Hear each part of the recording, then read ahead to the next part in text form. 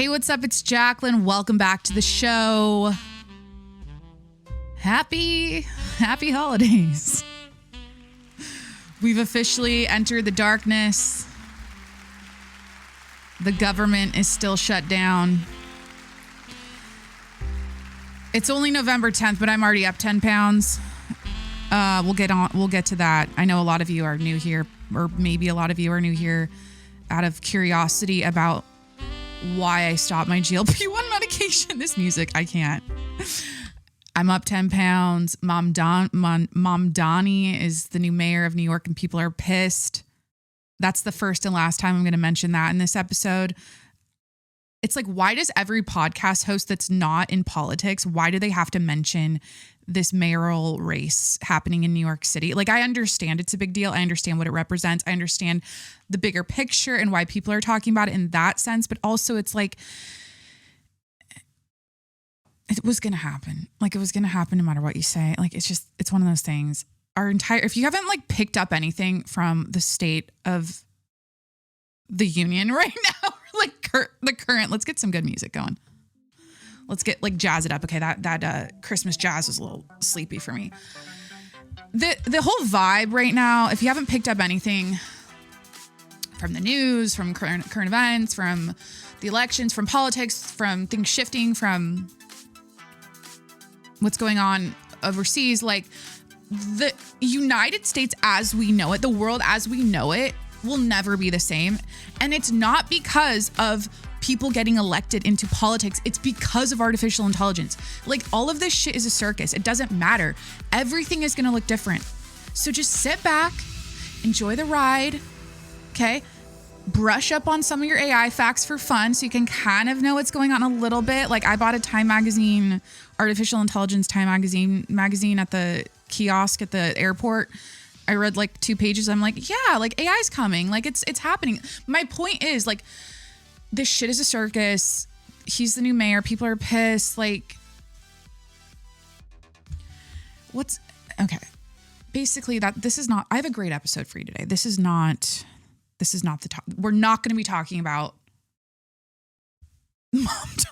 Mamdani and politics. Okay. What we're going to be talking about today is why having a boyfriend, or why there's an opinion piece out of Vogue that everyone's talking about called "Is Having a Boyfriend Embarrassing Now?" We're going to be talking about that. And we're going to be going 17 layers deep, down the hole, down. We're going to be digging 17 layers deep down. And then we're going to be zooming 20 million layers up into the sky. Like, we're going to be zooming deep into it and zooming out all around the topic. And we're not even going to be talking about the fact that having a boyfriend is embarrassing and the opinion piece and the article and what people, we are going to be so far away from the what, and we're going to be going,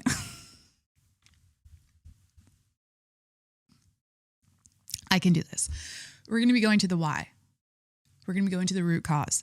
We're going to be going to the actual reason why this article is written in the first place, and no one is talking about it. We're going to be discussing the psychology of performance today. Okay, we're going to get like real nerdy about it. We're going to be talking about the illusion of image control online, being authentic to yourself, and like how to know if you're even being authentically you online. Okay, because there's this weird relationship we all have.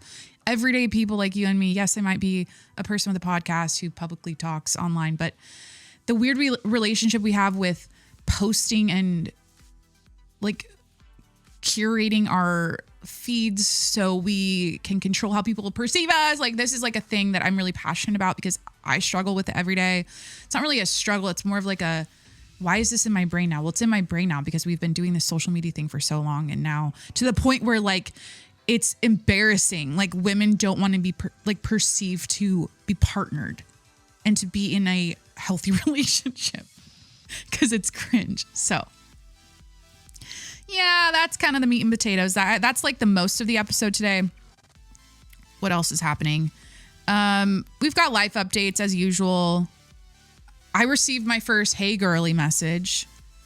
I've never received a "Hey girly" message, but it's not for the reason you're probably thinking. I'll just leave it at that. What else? We'll talk about like how my GLP-1 sobriety is going so far. Or what did I say? I'm GLP-1. Like I was on it for a year and now I'm off of it. And I'll just like give you a little update. Cause I tease, like, go listen to my episode, my last one, if you want to know like why I stopped taking it and like the whole gist. And so I'll do a little update today for you on that. For the curious peeps. Okay. This music, stop. We've got like some Christmas bells. Oh my God. Too loud. I hope you're doing well. Let's get into it. I have a great show for you today. Please hit that subscribe button wherever you're listening right now. I'm on Apple, Spotify, Google Podcasts, Stitcher, Breaker, Overcast. Wherever you listen to podcasts, please hit that subscribe button and review the show 5 stars while you're there. Follow me on Instagram and TikTok at Jacqueline Monroe for all of my lifestyle, beauty guru, makeup, skincare, doggy mom, wifey, housewifey, trad wifey. Does she even have a job? All she does all day is like go to the grocery store and like bake bread and like get her nails done and like at like 2 p.m.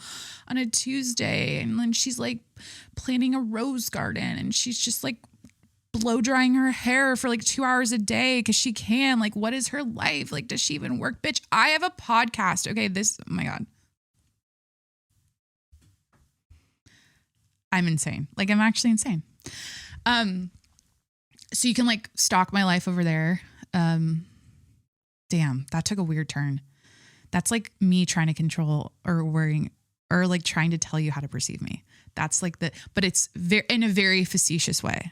Cause I have a really weird relationship with work, air quotes, wink. Okay. That could be like a topic we could like, I want to shelf that maybe for the end because I've had, guys, it's fall. I'm just like, fall makes me, okay.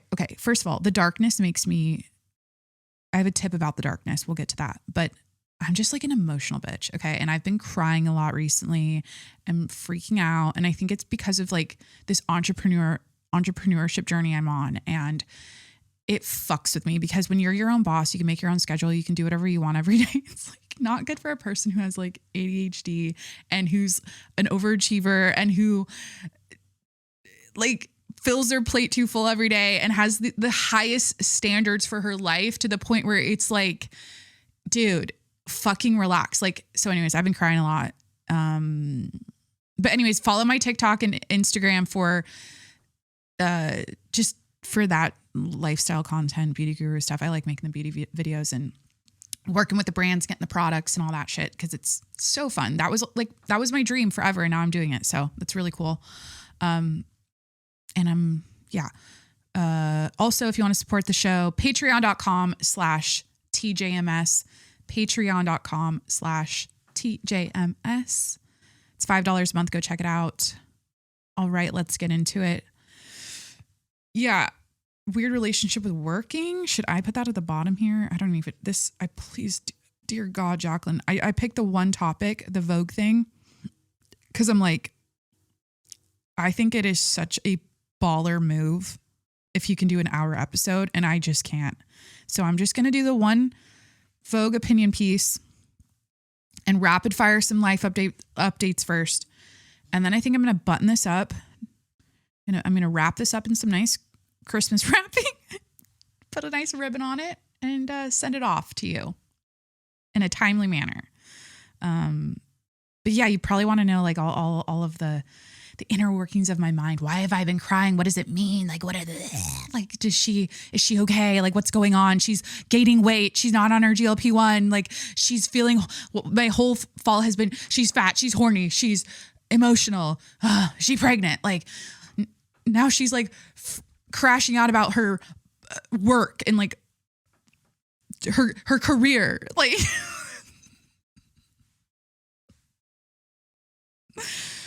so I'm sure you want to know all the details of that. I'll give you a few. Okay. I guess. Yeah. Okay. No, I won't. We got to stay on task. Okay. Today's agenda. We've got today's agenda, today's podcast agenda. Let me get you some nice, like, I don't know, just a vibe. Sure. Fuck yeah. Do you guys want to know, before I tell you the agenda for, I'll do the life updates. I literally recorded this last week. Okay. I recorded a podcast last week, a 3-hour podcast. Yeah. This is the round 2 of episode 411. Technically, I have 412 episodes. If you know, you know, right? I have a double, I think it's episode 186 I did twice. So technically this is 412, but I don't know. My weird OCD won't allow me to jump a number right now, even though it would look like I have more podcasts. It would be accurate though. That's the thing. It would be accurate if I did that. Anyways. So recorded this total audio shit show. Oh, fuck, it's November. Oh, fuck, Christmas gifts. Oh, fuck, my wedding was a year ago, over a year ago. Oh, fuck, we don't have, sorry. I haven't put together a nice photo album, like a book for my mom, for my mother-in-law, for us. Like, I have thousands of photos that need to go in a book, or like I need to pick them out and put them in a book for a gift for Christmas. My brain goes, fuck the podcast. Could I re-record it? Yeah. But also I'm on a time crunch with the damn photo book that's going to be custom made through Artifact Uprising. It takes a while to ship and to make. It's November. It's November, right? It's like Christmas. We'll blink and it'll be Christmas or Hanukkah or whatever you celebrate. Kwanzaa. What's that? Wait a minute. We learn as we go. Kwanzaa?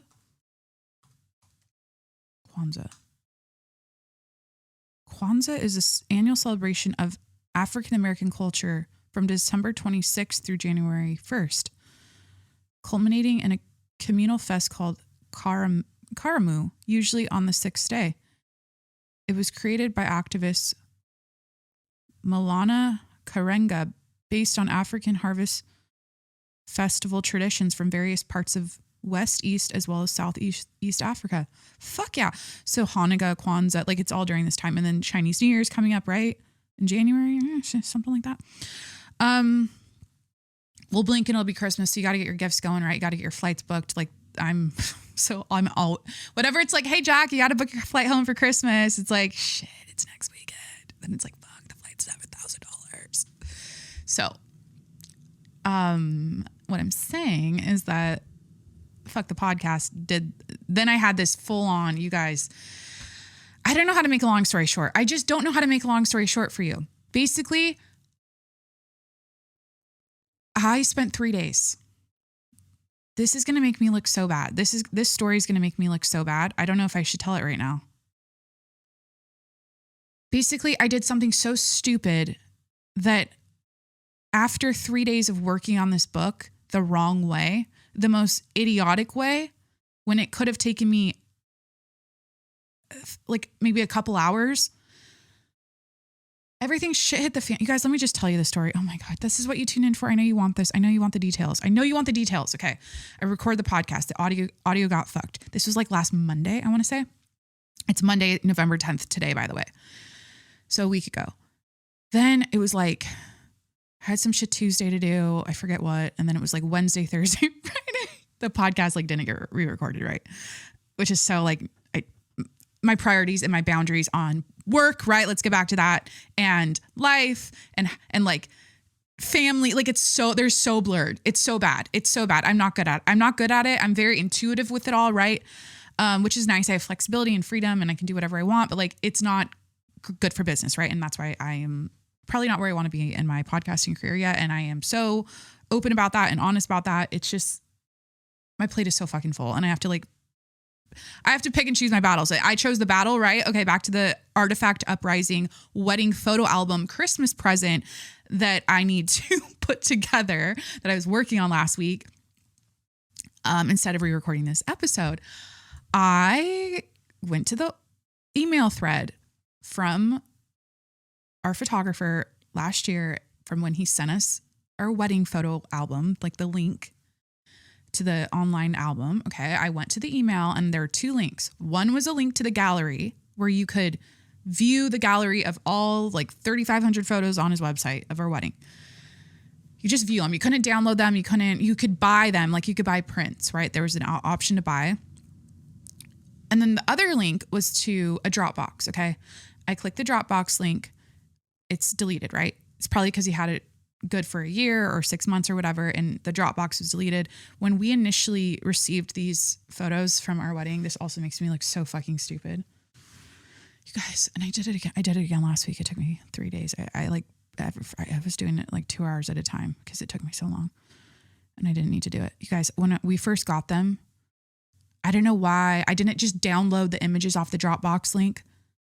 I don't know why I didn't do that. I didn't know I could do that, or I didn't use that link. I used his gallery link, and I was so excited to post my wedding photos and to like send them to people. I just screenshotted them, right? Like a jackass. That's what I did last week, by the way, with all of 3,500 of the wedding photos. Meanwhile, it's like, I don't know, Thursday, Corey calls me and he's like, hey, like, how's the wedding photo book going? And I'm like, it's just taking me a long time. I have to I'm screenshotting and I'm picking out all the best pictures to put in the photo album, blah, blah, blah, whatever. Or on all the pages, you get it. Basically, he's like, why don't you just email Michael and get him and have him re-enable the Dropbox link so you could just download them. The fact my brain didn't even think to do that, I was in, and then I was like, okay, wait a minute. You have to remember how your brain works. When you get into hyper-focus mode, momentum mode, and you're doing a task and you're in the mode to complete it. Like I was in the mode last week to fuck the podcast, right? Like I totally screwed up the audio that, it's 400 and whatever episodes and I'm still messing things up. But I feel like I get on tangents and then it's like, why am I on this tangent? This isn't really important to tell you because we want to talk about, I need to talk about the hey girly message I got from a girl, like a DM, a hey girly DM. Okay. That you never want to see hey girly in your DMs. Okay. I got one and it's a doozy. And we got to talk about my actual life updates. Like where have I been? What have I been doing? Everything. Okay. But anyways, then I remembered in that moment, because I felt really stupid when he called me and he told me that. I'm like, fuck. Like I wanted to crawl in a hole and die because I'm like, I just wasted days of my life working on this because it took me a long time. Like I'm individually screenshotting. And meanwhile, any task I can do where I can also be listening to a podcast and like I can get entertainment while I do the task. Those are the only tasks I ever want to do. Like I never want to just like I never want to have to think for myself and like, I'm kidding. No, I never want to have to, it's like so ChatGPT brain rot already.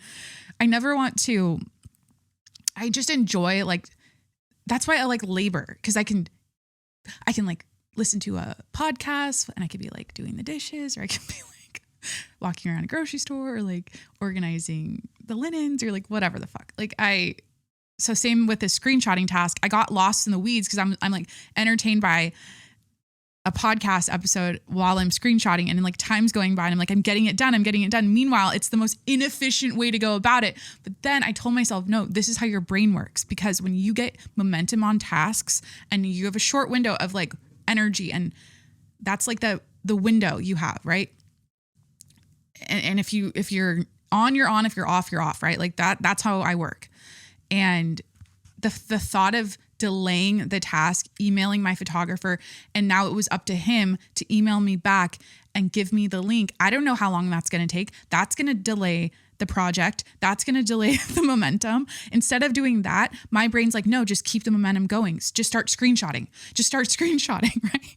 So the logic doesn't happen. Like it gets overridden by the, I guess, emotion, or what would that be? Like the ADHD brain thing that I guess I have. And I don't like to identify with that or really talk about it that much on here because everyone has it now, I guess, or whatever. But that was a debilitating thing to go through. And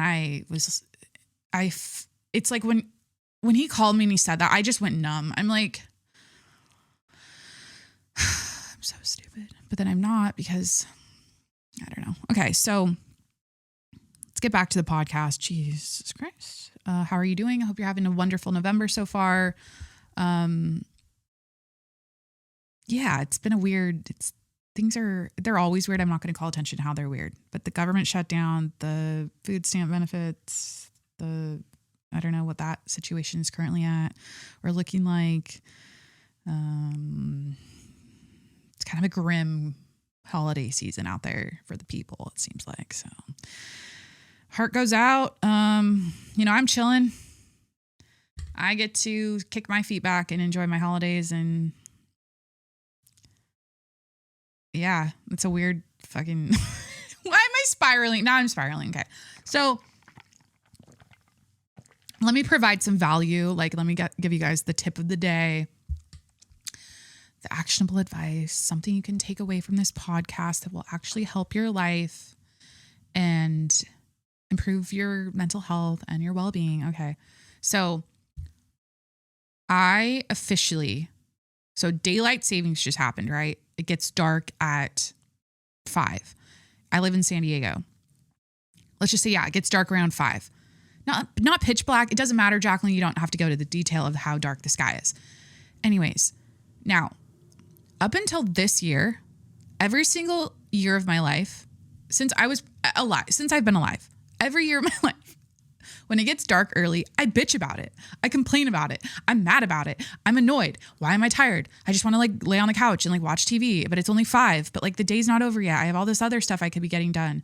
So I'm always so mad about it and pissed off about it and just ugh about it.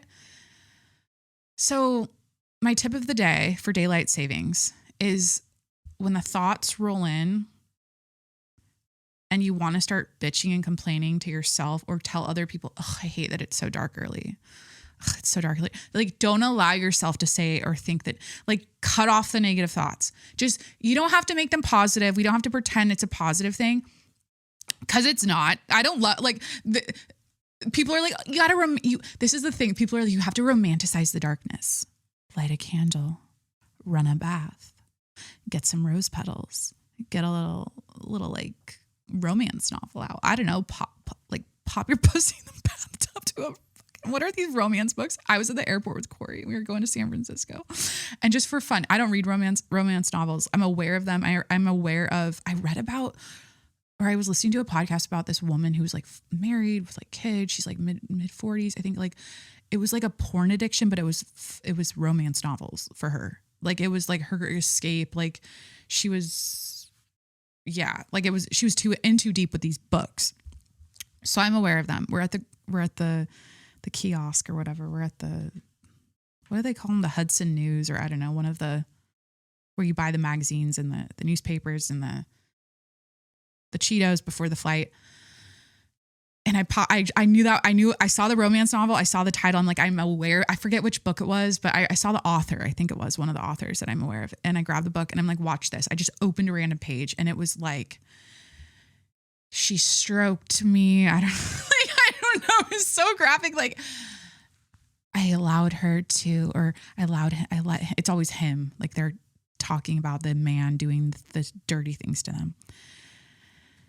He told me, it was one of those things where the man was clearly being dominant and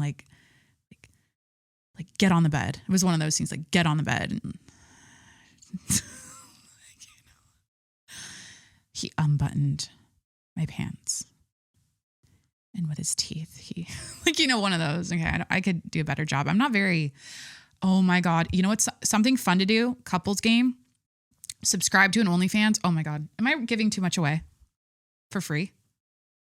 No, I am. I'm giving this away for free. I know that. But am I telling too much about, is this a secret that should be for me and Corey? You guys, this is so fun. Okay. Just for fun.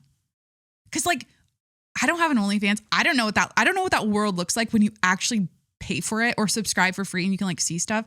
But those messages, those dirty messages, because what happens is you subscribe and you don't really see anything, because then to see stuff, you have to buy it, tip them $5, then you can see the puss, or tip them $5, here's my nipples, or whatever. But basically I subscribed to a few that I was curious. Oh my God, this makes me look like a psychopath. I was just curious, right? I'm whatever. And anyways, when you like, when you unsubscribe, you're like, okay, you drop the $20 or the $5 or whatever. And then you like unsubscribe because I don't want to keep subscribing. I'm not really using it. I'm just peeking in as for curiosity. You get messages still. So like if I was to log in, do you guys want to know like the things they're saying on OnlyFans? Cause it is so funny to like, we'll be at the dinner table and I'll be, I'm doing this right now. I don't care. What topic was I on? Daylight savings. We'll get back to it. Okay. I have to log into my OnlyFans. You're maybe aware of this. Maybe you're listening right now and you're like, Jacqueline, you're not telling me anything I don't know. I'm a avid, not my password having the word squirt in it.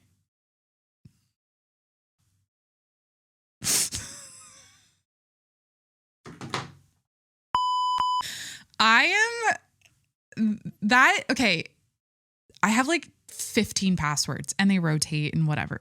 But do you guys, you know how you have a password from a past life and the word in it is something that is related to your past life? Okay.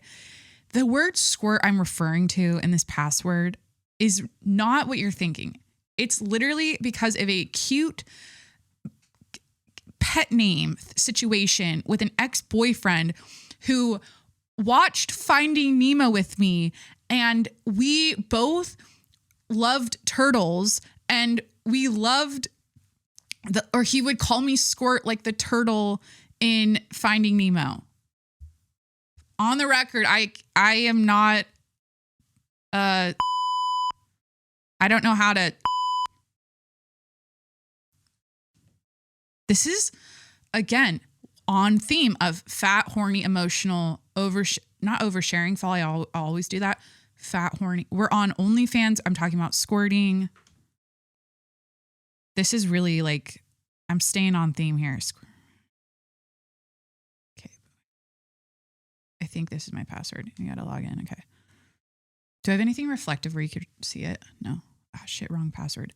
You guys, I don't know why I'm going to the efforts of telling you this. Basically, I got to do it. Once I commit, you have to just hang out when I pause and chill. Okay. Here's my messages. Oh, yeah. We'll use this Christmas music while I read it.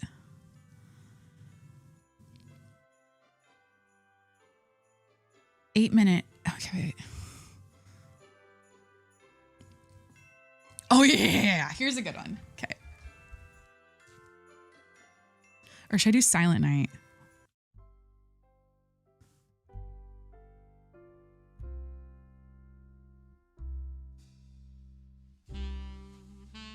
Is that... Wait, for a second, I thought I wasn't recording. You guys are really like behind the scenes right now. Sorry. 8+ minute naughty cop cum show. Fuck me. I'm not doing this right now. I like this better. Okay. 8+ minute naughty cop cum show. You just called 911 because your cock has been throbbing for hours and you need me to come release you. Spoiling you extra with 3 X's. Good tonight. Stripping out of this little tight cop's suit. They spelled suit wrong. Sweet. Getting butt naked, showing you these bare titties and all of my curves while I talk dirty and tell you exactly how I want to fuck. I think they're writing this because if this was AI or if this was a bot, like I don't think they'd misspell it this bad. How I want this wet pussy to get fucked. I rewrote it to make it make sense. Make sure you have the volume up. No one gives a better JOI. What's joy than me? JOI. Blowjob? JOI. Am I too naive to know what JOI means? Oh my God, the picture. God, there is a lot showing there, but you have to unlock it for $26 to see the full nip. Oh my God. This one's a little raunch. Let me show you exactly what to do to your tool. Giving you every angle of my body, putting these titties. This might be too, I'm sorry. I'm going too, this is too much for the show right now. You get the idea. So that's like a fun couples game. Just subscribe to an OnlyFans and read the messages, and because there's not a chance in hell. Okay. I don't know what your communication style is with your partner. Okay. But it's not, this is the thing. Okay. This is a fantasy situation on OnlyFans. Like, no one is actually, maybe I'm speaking for myself. I'm not giving him the squirt emojis and the fucking kitty cat emoji all day. Did I just say squirt again? Jesus Christ. And the dick, like, we're not sexting. I'm married. Like, we're not, I don't know. I never even texted like that. Like, not like that. It's like corny. It's like, this is the kind of texting that a certain ilk of man, is that ilk or elk? Ilk of man.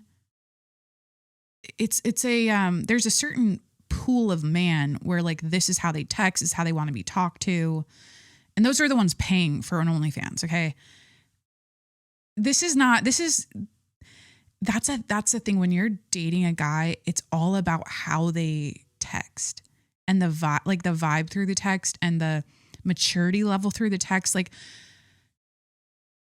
just take it from me. The more emojis like, the level of crazy directly correlates to the amount of emojis a man uses through texting. Like, there's I think same with girls. Exclamation points are a very specific one. People who use too many exclamation points this is very specific. This is a thought, but it's proved true every single time. People that use like past, okay, 5 exclamation points is like that's a happy birthday. Maybe.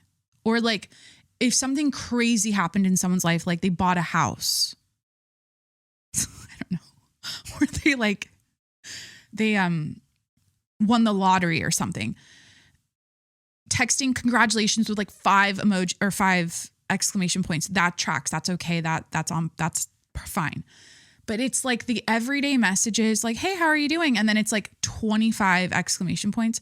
Those people are mentally unstable. Every single one of them are very mentally unstable, and be careful of that. People that use too many exclamation points, I do not trust. I'm an exclamation point girly, like in an email, in texting, but it's like one. Like I'll end every sentence to a girlfriend with an exclamation point, no problem. Okay, but this is the second you start doing too many in normal conversation, just like hey, I'll be there at 5:30, and then 15 exclamation points are like I really loved, I don't know. Yeah, this is off. We're in the weeds. And we're podcasting through it. It is fall. We're in the weeds. I don't know. I was going to try to make a.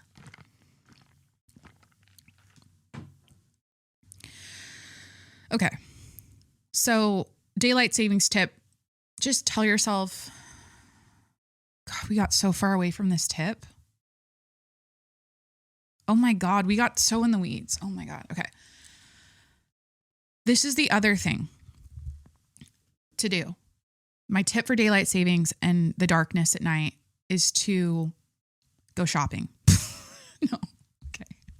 That's bad advice. Like don't spend to spend. Don't spend to spend. This time of year, I spend to spend. I will say that I spend for the sake of, it's the holidays. I'm in the spirit. I got to get a gift for myself and for mostly myself. And this past weekend, I was like, self-care is buying yourself something cozy for fall and winter, because it's that time of year and you need a little upgrade. Okay. And I have news. I officially picked out my Stanley water bottle color, size, and style, because they have different styles or designs or prototypes, species or I'll report on that later in the episode. I'll let you know, because we're going to do a rapid fire shit I need to buy in the spirit of the holidays and spending money, and it never ends. And life is so fucking expensive. It's going to be a combination of life is so expensive. Life is so fucking expensive for no reason. These are the purchases I need to make. And also it's the holidays.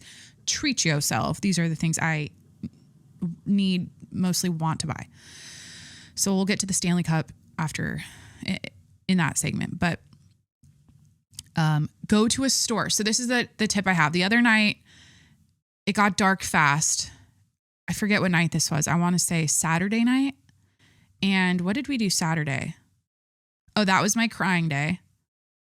Saturday, what's today? Monday? Sunday, yesterday was great. Seahawks won again. Football Sunday. Gym session, watch football, ordered ice cream for dinner, triple scoop from Baskin Robbins. That was dinner at 2 p.m. Corey went and got Thai food later by himself. I was like, I'm not hungry. I need to move my body. It's dark in the house. It's past 5 p.m. I feel disgusting about myself for that ice cream at 2 p.m. So I'm going to just clean the house while you get Thai food. Okay. That was yesterday, but Sunday was my crying day where, I cried. I cried. I was just so like zoned out. I wanted to take a nap. I was like mentally unstable and just like crazy. Instead, I got in the car. He wanted tacos at a certain place. We got tacos. We went to a snowboard skiing shop. So he got his tacos. I didn't eat. I was in that mode. If you've ever been in this crazy mode, you're like every emotion. I'm like, Corey, for one day, I want you to experience this because every woman knows what this is, or I fucking hope you do. Cause it's like, I'm not like we're the same, right? Like you're crazy. I'm crazy. Like this has happened to your brain before. The emotion, it's like a toddler. Like I'm crying. I'm sad. I have a pit in my stomach. I have anxiety on my chest. I have heaviness in my head where I just like want to sleep. It's like you're sad, you're angry. Being sad and angry and anxiety at the same time, not a good combo. That was me Saturday. Okay. I was sad. First emotion was anger, sad, anxiety. Anger, sad, anxiety. Sad is depression. Anger, depression, sad. Anger, depression, anxiety. Fuck this. I need to take a nap. No, I'm not going to ruin my day right now and just wallow in my shit. Corey's like, get in the car. We're getting tacos. And I was like, okay. But then we're going to tacos. I'm just like zoned out in the car, like mentally just trying to like snap out of it. I'm like, honey, please make me laugh. Like, make me laugh. Like, I need you to make, that's why it works with us. Cause like, if I'm in that mode, I don't get in that mode a lot. This fall, I've been in, like I said, fat, horny, emotional. Is she pregnant? We'll never know. I do the whole like shtick. I quit my GLP-1, whatever. This is what people do. They like calculate like, oh, they got married a year ago. Like everything after people get married is like, when are they getting pregnant? Right. And I just like to play into that and like fuck around and mention it. Cause it's a thing. People just like, I was out just literally, what was I doing? I don't know. I was just like at a hair salon the other day and someone I know walks in, this girl I haven't seen forever. And she goes, are you guys having babies yet? Like the first question was that, like I hadn't seen her in a year and she knew we got married. Like, congrats on the marriage. Like, so are you gonna have babies? Like, are you guys like, and I'm like, I don't know if she had like sometimes you say things and you're kind of just maybe, what's it like socially, like just kind of out of it. And so you just say something you don't like mean to like that, but that's the vibe. Anyways, did I lose my train of thought? No, I didn't lose it. I was just talking about shopping, going out to, he brought me tacos. I'm like numb in the car. I'm like, please make me laugh, right? Make me laugh. And like, I couldn't laugh. It wasn't working. I couldn't snap out of it. That's the other thing. When you get in like that mood swing vibe where you like can't snap out of it, that sucks. And so he couldn't make me laugh. I couldn't snap out of it. He goes and gets tacos. This taco place, immediately I see people I recognize and I'm just like, fuck.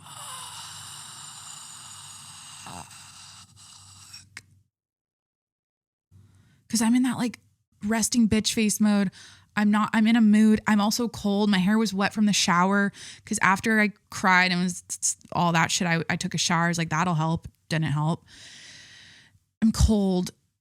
thank God I had this hat on. I actually wore this hat low on the eyes. Like I see people I recognize at this taco place. I'm like, fuck, I don't want to be like, I just was out of it. And then he's like, you need to eat. Like I worked out. I did a spin class that day. It was Saturday. I did a spin class in the morning with the hardest instructor. And then I did a heavy glute workout after, like a fucking jackass. And then I cried and I got all the emotions cooking, right?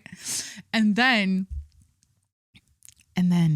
it's like midday, I showered and I wanted to nap, and then we get the tacos, and then he's like, you need to eat. And I'm like, I was like, I can't eat in this mode. This is my energetically, like, this is like not like food would just like the only feeling like, yeah. So anyways, I did that. And, later that night, anyways, back to daylight savings and the tip, because this is about helping you and giving you tips. Okay.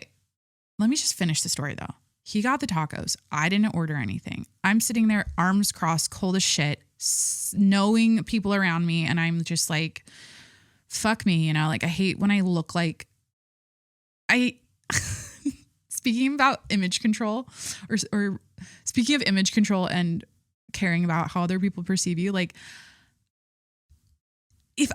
if people saw us, they'd probably be like, oh, they're fighting. Like, no, like I was legitimately just having an emotional, you guys, it's all about the topic that I don't think we're going to get into today, because this episode will be too long, about like the expectations I put on myself about my podcasts and my work and my like standards and life standards and goals and dreams. And it's like, sometimes you fucking freak out about it. Okay. And that's what happened. Okay. We weren't fighting. It was like one of those things. And, so he got the tacos, whatever. I sit there, I don't eat. And I just felt like so like anxious and like, fuck me, get me out of here. I like don't want to be here right now. And he's like, oh, you want to go walk around the stores? Like there's this snowboard shop, whatever. So I'm like, yeah, you know, I'll like, maybe that'll help. So I'm like, yeah, fine.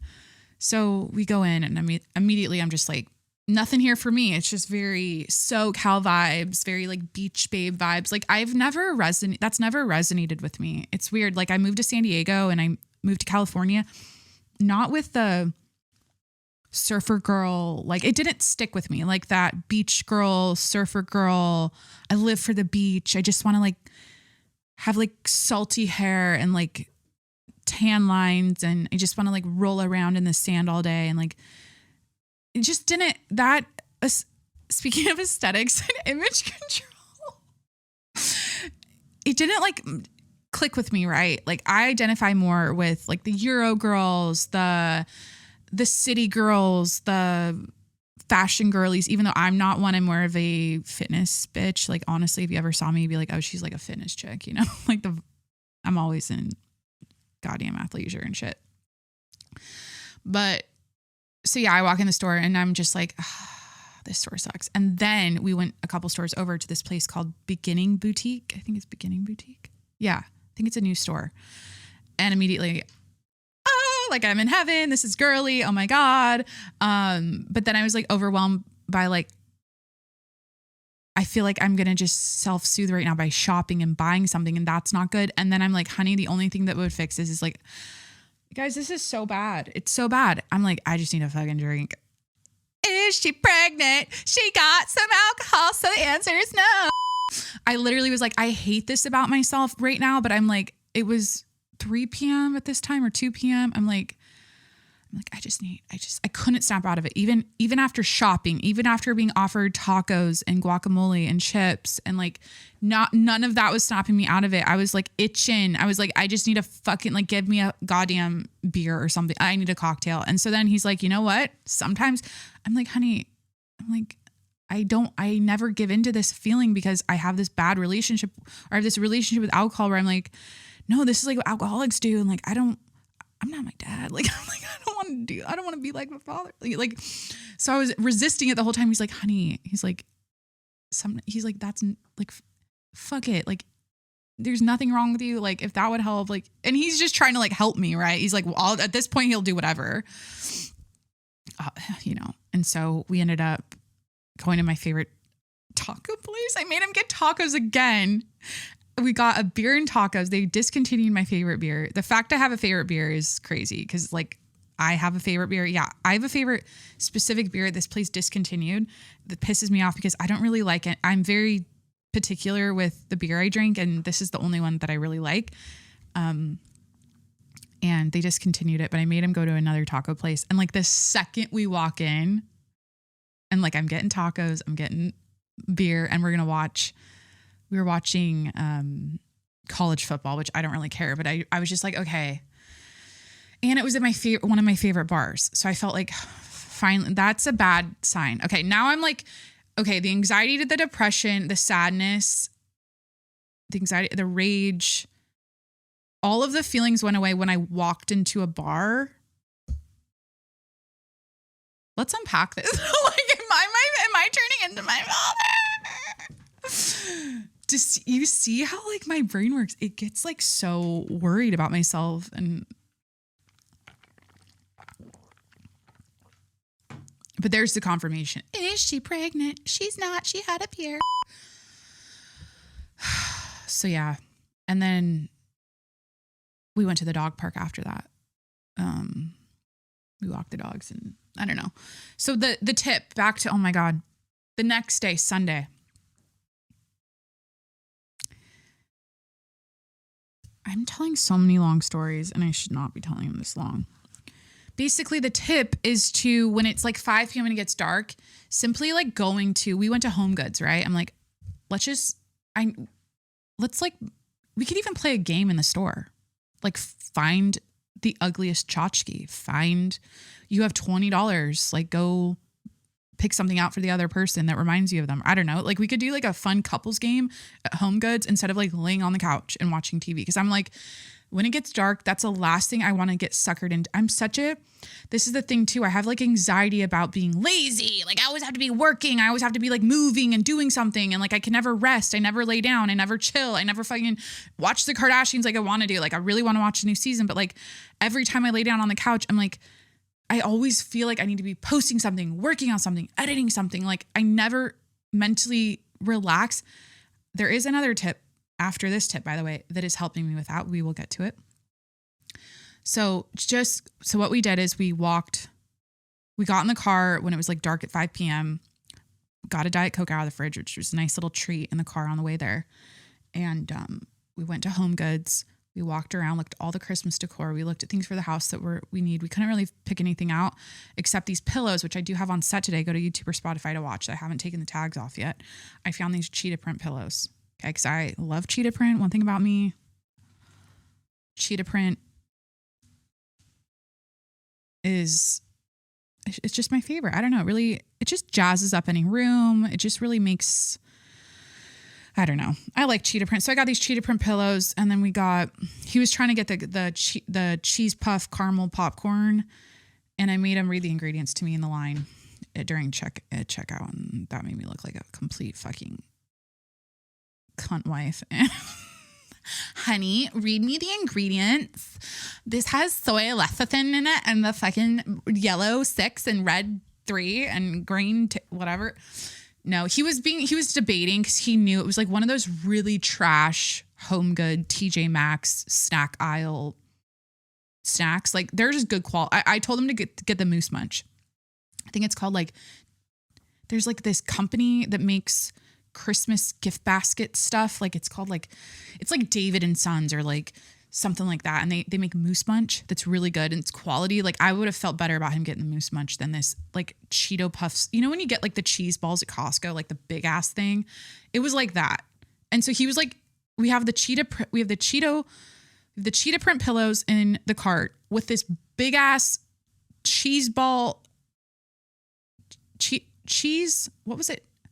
Cheese flavor, cheese and caramel popcorn combo popcorn. And he's like debating about it. And so I just kind of was like, well, just read the ingredients, you know, like one of those things kind of on the DL. Like, no, I don't think anyone heard it. He said, yeah, I'm not going to get it. But he really wanted to get a snack because it took him about 10 minutes before he was sitting in a recliner on his phone, just like, get me the fuck out of here. Maybe I'll give him more credit. He probably lasted like 30 minutes. Then he was like, I'm crashing. Like, I'm going to need a snack and I'm going to need, like, he sat in the recliner. He's like, okay, like, wrap it up. Like, let's fucking get out of here. And it was so busy too. I feel like everyone had the same idea. They're like, it's dark. It's November. Let's go shopping and let's go to Home Goods. Let's buy a tchotchke. Let's buy a Christmas mug. Let's buy ornaments, whatever. And so he sat in the recliner. He got up. He got the cheese balls. He left the store empty-handed with no, without a snack. And then I went home and we made yogurt bowls as our snack dinner. Cause sometimes I'm like, we're not hungry for dinner, which is a rarity these days with me. Used to be like all the time. I'd barely eat anything for dinner. But we had a yogurt bowl and, I don't know what we watched. I think I doom scrolled and he watched something. And, so the tip is to basically, when it's dark, like go do an activity, like go shopping, just like go to a store that's brightly lit, walk around. Literally, like you could even go to a CVS. Like I would go to it. There was a CVS next to where we were shopping at Home Goods. And I'm like, I could literally get I would be so happy to just like walk around and look at random shit. Yeah. So the other tip, and this is the thing helping me, with, what was I saying? Relaxing, right? Like not being able to relax. This is the thing that is really helping with that. And every now and then, so I used to do all of the preaching about morning routines and optimizing your day and health and wellness and wellness and do this, I don't know, fucking wake up and meditate for 20 minutes and do the cold plunge. Like I didn't full on do it, but I kind of talked about that shit a lot. And then I talked about it so much to the point where I literally was like, you know what? Fuck all this. It honestly is way too much. Do whatever works for you.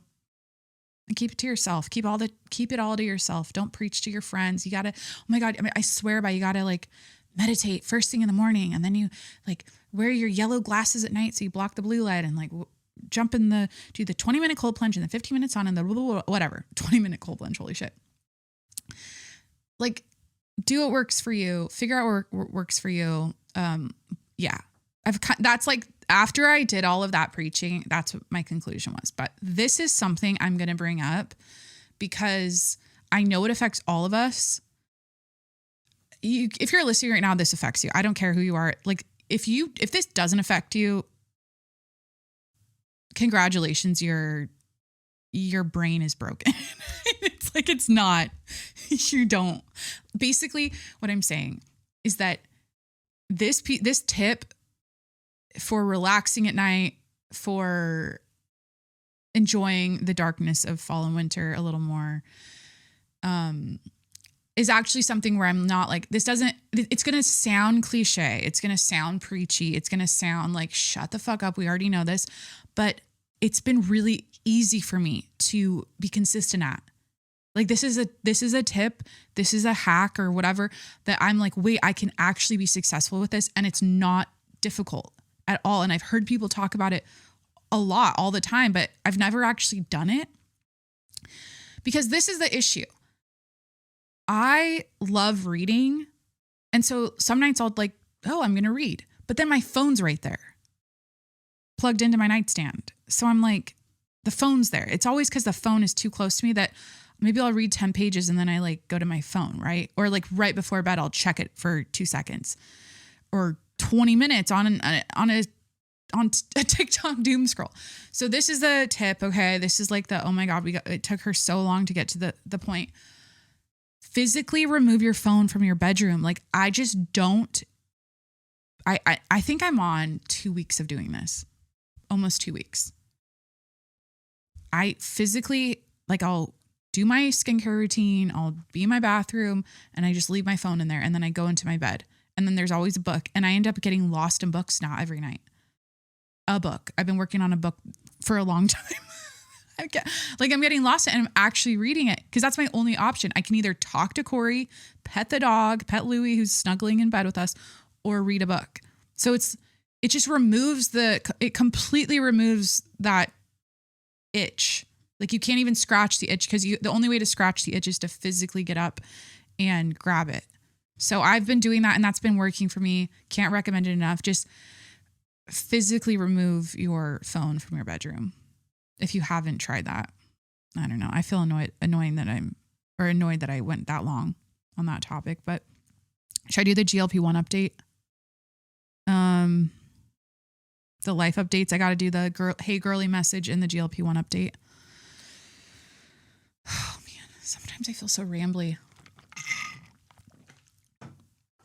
It's okay. I think I'm focused on this major topic about is having a boyfriend embarrassing. Like in the back of my mind, I'm like, let's get to that.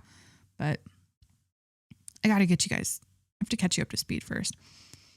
Today I'm wearing I need to reapply my lip gloss. The Ulta Beauty. I can't talk and do it at the same time. Plumping lip gloss. I am wearing a hat. Corey entered a contest online. I've never met someone who enters as many contests.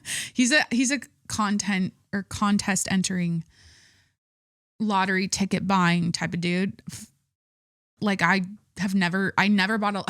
literally never bought a lotto ticket until I met him. So he like enters contests and then he gets like free t-shirts and shit for signing up.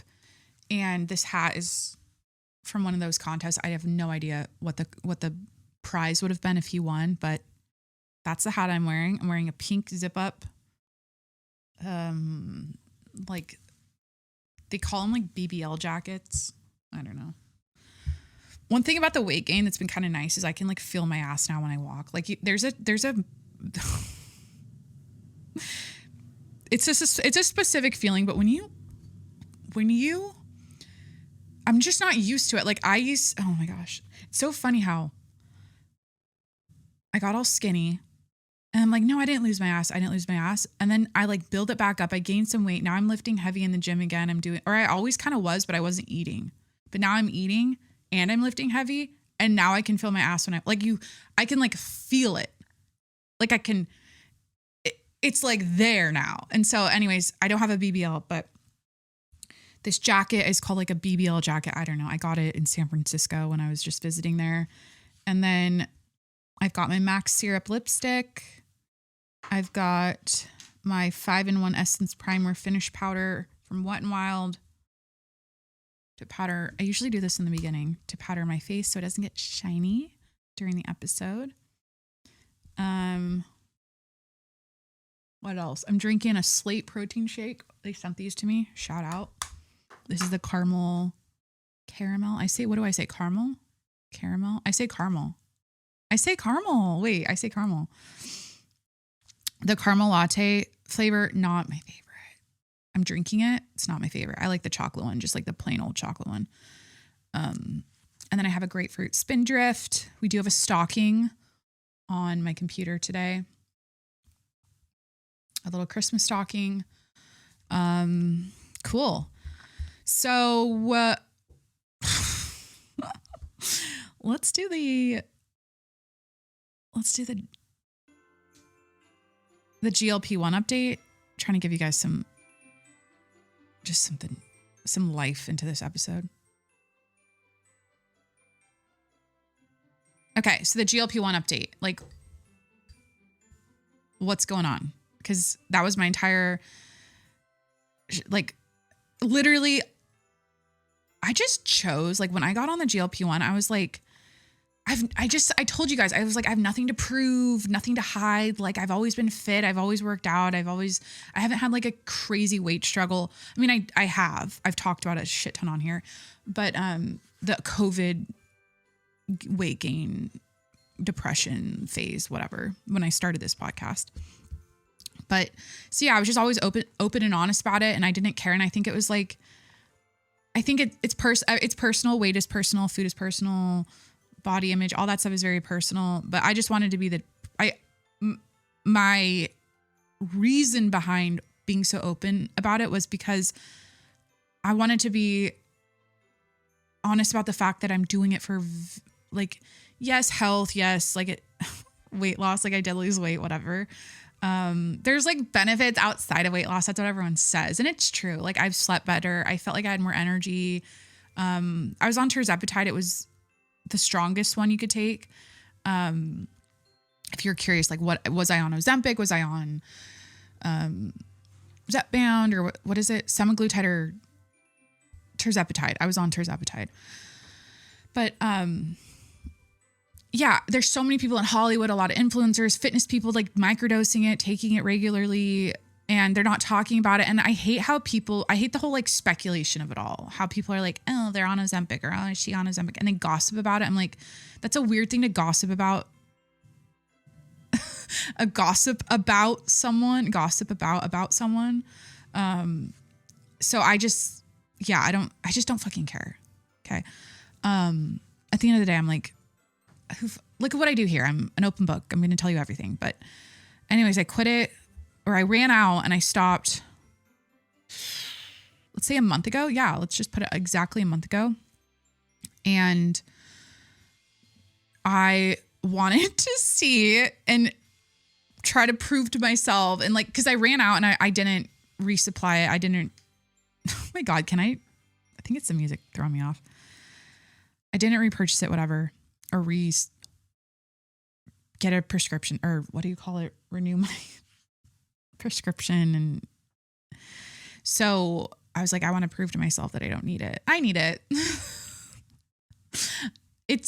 I think the ideal way to do it is, and I wasn't on a high dose. I was like fully microdosing it, but yeah, my food, ghrelin, whatever the hormones are that make you hungry and full, like that is definitely recalibrating right now. And yeah, I've packed on 10 pounds, like literally in a month, which is whatever. Like I think I just got used to, you get used to your a size. And then when you gain weight quickly, you're like, ooh, and then you're like, wait, I was always this way. Like I've never, I'm chilling. Like I feel fine. I feel healthy. It's helping my workouts. Like, so I guess the update is, yes, your hunger levels go out like through the roof if you don't taper off of it. I think there's a way to do it so that doesn't happen. And then you really have to, in my case now, I have to like fully think about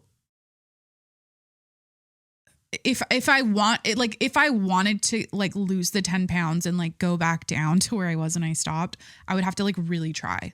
And that's the best thing about the GLP-1 is like, you don't even try. Like for me, I didn't have to even, like I already ate healthy. I already exercised. The little oomph of the GLP-1 just helped snatch me. That's really all it did. It just helped snatch me and keep me snatched. So it was just effortless all the time. Cause I would obviously eat less, but I don't know how to explain it. You just kind of like, you don't hold on to, you'll eat something. Maybe you'll eat a little triple scoop. What did I get? Baskin Robbins like we did yesterday. And it's just like, you wake up and you're like, nothing sticks to you. And so now things stick to me and it's a little bit like, okay, we're a little fluffy. I have a little more water retention. It's whatever, but can't recommend it enough. Talk to your doctor, whatever, but big fan. I miss her. And I want to get back on her. So we'll see. I'll let you know like how I'm going to proceed. But I also, this happened to me. If you guys remember, I ran out and didn't get it. I had like a 2-month gap this last spring. And same thing happened. I like fluffed up a little bit and then got back on it because I was like, fuck this. So we'll see if that happens again. So, oh wait, I got my first Hey Girly message. We got to do this. So this is wild. So the whole Hey Girly message is, if you see a Hey Girly in your DMs, it's like a girl basically telling you that your boyfriend is cheating on you, right? Like, hey, like, I see this is the pictures of you and your boyfriend and how wonderful. Just want to let you know that he's been talking to me and we've been going on dates for the last 3 weeks, 3 months, whatever. And like, they let you know like, hey, he's fucking around with me too. And that's like a devastating message to ever get. Right. And I've never gotten one. Thank God I've only been, well, never mind. I've never gotten one until recently. I just checked my DMs on TikTok, which I never check. I should, because there's some I'm like, hey, here we go. This is just, hey, have you ever experienced being a sugar baby, or have you heard about it before? Then there's like, love to send you or give you a weekly allowance of whatever. Would you like $7,000 a week? I'm trying to find like another good example. The whole like sugar baby DM. Yeah, this is sad. Okay, so this is my hey girly message. The first hey girly message I've ever received. And I don't know how to feel. Like I feel. So she goes, I'm not going to say her name or anything. She goes, hi girly, my dad passed in December and you were literally the only person he followed and watched besides me. Would love to connect.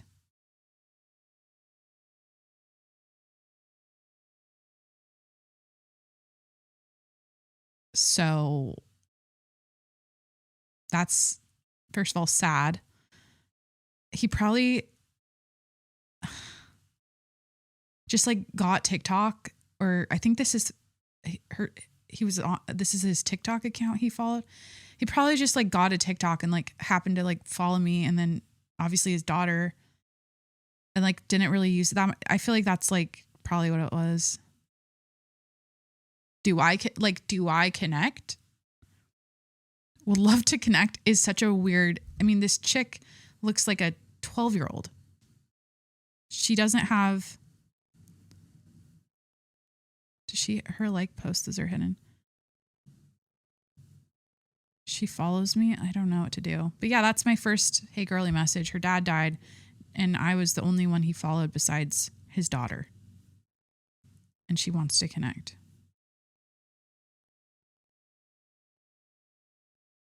I don't know. Like, I'm not going, like, I'm just going to let this probably breathe and just be. But that is sad. That is sad. That's so random though. I'm sorry. It was just the randomness of like, I just checked my my requests on TikTok and I got that message. Yeah. I don't know. Is that like, yeah. I didn't handle that one very well. I feel like I look like a piece of shit. Should I have like, you guys, this girl, she DM'd me, her dad died. He followed me. I was the only one he followed and she wants to connect with me. Let's reach out to her and like, let's see what she says back. Should we do that? Like, hey, I should tell her like, I'm so sorry about your dad and what's up?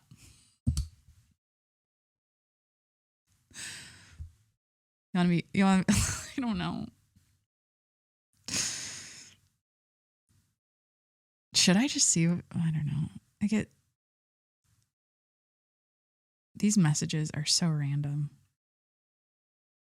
I think TikTok messages are weirder. They're definitely weirder for me than Instagram is quiet now. It used to be, it's so funny. Like the second, not even the second. I feel like guys know when you're in a relationship. Like it's like girls, they know when you're in a relationship, even if you're not, like back to this whole main topic we'll get to about having a boyfriend embarrassing and like concealing your relationships online. People know. And so it's funny how like the chat, like the DMs, the interactions, all of the shit from the guys, like the second I like posted Corey, just bye. Like they just don't even, which is like, thank God. Like those are some good guys, you know, like no one really crossed the line or like did anything crazy. Like no one has, which is really nice. All the people that follow me are very respectable or very respectful. And they just like, you know, they watch and they just whatever, but no one's even, I'm trying to think if I've ever had like, since I've been married or like, has anyone like crossed the line and done something inappropriate? I've had some comments. Like the thing is like I've had some late night, 2 a.m. drunk person at a party comments where it's like Corey has to step in type shit. Like, or I've had a couple gym things, but nothing crazy. But if I've learned anything about being married and like fully like wearing a ring, like shoving it in a man's face, like just being like, hey, like I am very happily married. Like get the fuck away from me. They don't care. They don't care. Like not all men, a lot of them. It's like they're just like, yeah. And it's like I think some men just get a rise out of like, I don't know, like trying to sleazeball their way into relationships and like home wreck it or whatever you call it. It's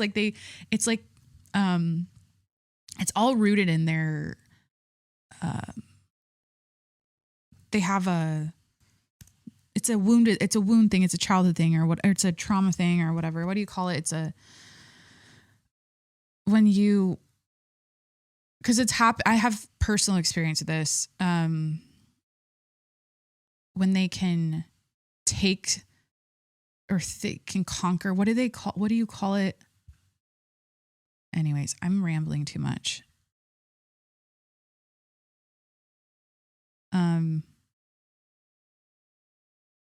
Yeah. It's funny. Last week's episode, I was going to call this is like, what is going on? We're going to get to is having a boyfriend embarrassing now. We're going to get to it. We didn't finish the life updates. Oh my God.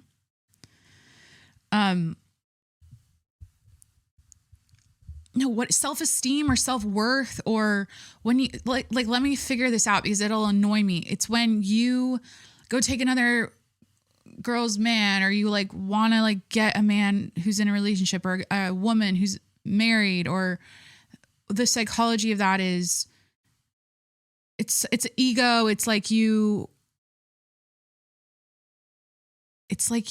win. Is it about winning and you want to feel good that you got the other person to pick you over the person they're with, and that makes you feel like a prize and like good about yourself, because if that person was in a loving relationship and you could steal them away, you're better than the person they were with, and because you are jealous of that person or you're insecure about yourself. I don't know. It's like there's an actual like specific thing I can't hit the nail on the head with right now. Like you guys know what I'm talking about. Okay. So we did the GLP-1, the hey girly message. That was a really weird segment. I don't even know what to say about that. Okay, let's get to the rapid fire random things I have to buy before we'll get to is having a boyfriend embarrassing. This is just like, I don't know, like my life is so, okay. It's so crazy how like just the nature of owning a home now. And it's like, okay, so you're married, you have shit going on with that, with family stuff, with holidays, with birthdays, with traveling, with like just stuff, right? There's that. And then, because when I started this podcast, let me just put you back 5 years. I was me alone in my apartment. I didn't have Jimmy yet. So the podcast happened before I even had a dog. So it was literally just me alone in my apartment. And all I had going on was my unemployment check coming in. This was like COVID times, right? Like unemployment check, doing the podcast, hitting the gym, trying to like get my endorphins in the morning before the podcast. Like that was it. Like grocery shop, go to the park. I didn't have anything going on. No friends, no social life, no nothing. Right. And so it's funny how this is so when you build a life, right. And you like settle down, you do all these things I'm doing. And now your life and your plate gets more full. It's hard for me not to reflect back on like when my plate was so empty, because I'm like, I had nothing but time. I woke up every day and it was just me and my world, nothing else. I didn't have to be responsible for anything else. It was just me, right? And so basically I have oh my God, let me get like, this is all over the place, but what's new? So now my plate is full. There's family stuff, there's home stuff, there's work stuff, there's dog stuff, there's relationship stuff. Like Corey and I, we're like really adamant right now about like, we just like continuing to date, like date nights at least once a week, like plan something once a week at least. Like usually we hang out and do fun shit all weekend, but like that's not enough. Like we need a date night. Like we need a specific, like we're dressing up, we're looking hot, we're going out, and we're having a nice dinner or something. So there's that. But the combination of everything, like now my plate is so full. And so I love every aspect of it equally, where it's like, how do I explain this? Where I love like when I'm going to list all this random shit I have to buy. Right. And there's so many random things here, but I guess you could split my life into, okay, wife, podcast host, wife, dog mom, CHO, chief household operator. Okay. Daughter, friend, okay, auntie, like, okay, I have all these other ones, right? But like primarily it's like wife, podcast host, dog mom, or I guess wife, how do I do whatever? Okay. I've got a lot going on. And so the thing is at the stage I'm at right now, the podcast, how do I get, guys, this is like, fuck me. You know what I mean? Like actually fuck me. I need more friction in my life. I enjoy everything equally. So like, okay, what am I saying? I fucking love, like, you guys know this. I love my house days, my errands days, my grocery shop days, okay, we need some shit from Home Goods. We need to, like, I don't know, we ran out of a candle and I needed a Christmas candle. I don't know. Like when I have to like go get tchotchke stuff or like decor and like, oh, we need Halloween candy, or oh, we need pumpkins for the porch, or like, okay, I want to reorganize my closet and like, we're going to declutter this room and we're going to, you guys know, like all that, like, okay, I'm just going to say all like the trad wifey homemaker stuff I love equally as much as also like, I love meal prepping. I love like, yeah, like trying new recipes and like looking up new recipes. I love doing all of that. Right. So there's like the love of that life. And then there's like the love of my podcast life where I'm just like recording, editing, posting, doing this social media stuff, the behind the scenes stuff, the reach outs, the brand stuff, that part is not my favorite, but like the podcasting I love is just as much. But this is the thing. Anyone who's smart, anyone who's like in the game would be like, bitch, you can't, just because you love being a homemaker, it doesn't mean that's the best thing for you right now. Like you need to be fucking grinding at your podcast. I don't fucking care if it's like, you know what I mean? Like you need to prioritize this. And so that's what I'm saying. And that's what I have a lot of like crash outs or cry fests about. It's that I feel like I'm neglecting the thing that I should be focusing on the most. But I'm so fucking happy doing everything else too, where I'm like, I can't accept in my brain, this is what it is. I cannot, and I need to figure this out. It's hard for me to feel good about, okay, literally, and it's because of the before, right? The life before, where I just did the podcast and I was just focusing on this thing and I had one focus every day. That was it. I keep comparing my life now to that time of like, that's all I did all day. That's all I had to worry about. And I keep like going like, fuck, now I have to do and I have to like, I have to buy all this shit. I have to do all this shit, but I love doing that shit. Why can't I just like enjoy?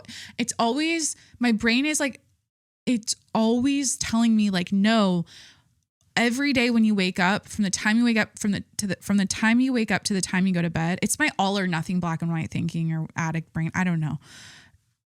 It should just be the podcast until this is at the place you want it to be, the level of success, the level of whatever you want it to be.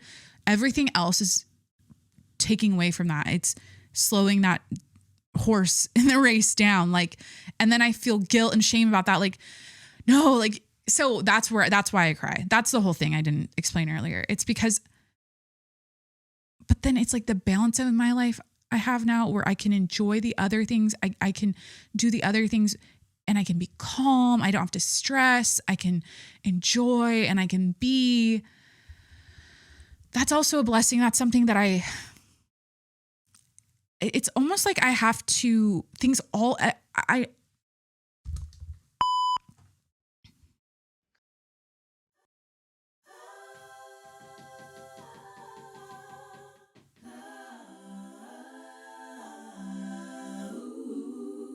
okay. This is getting word salady. I guess it's because I'm so used to, like, here's what it is. When I'm scared of comfort. I'm so scared of comfort. Like, I'm so scared of, it's so fucked up. Like,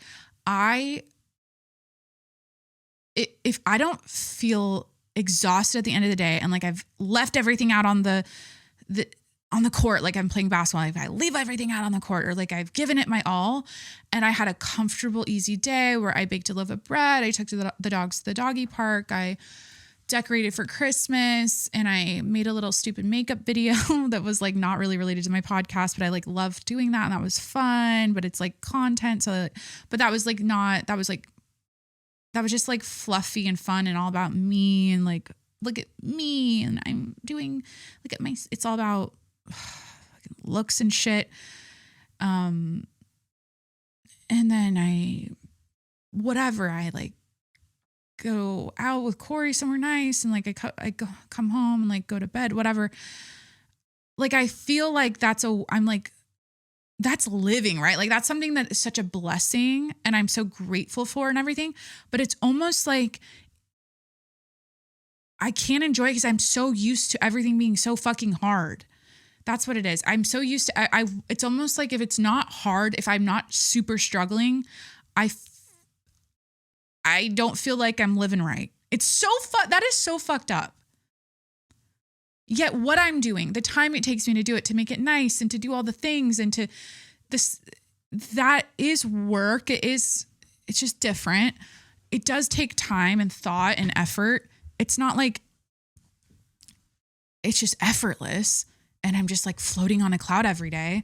I guess if it doesn't look like I'm a woman putting on a pencil skirt, getting in a car on the freeway at 7 a.m. to drive to work, to commute, to get there at my desk by 8, to like log in, to like, if, you know, then I feel like a fraud.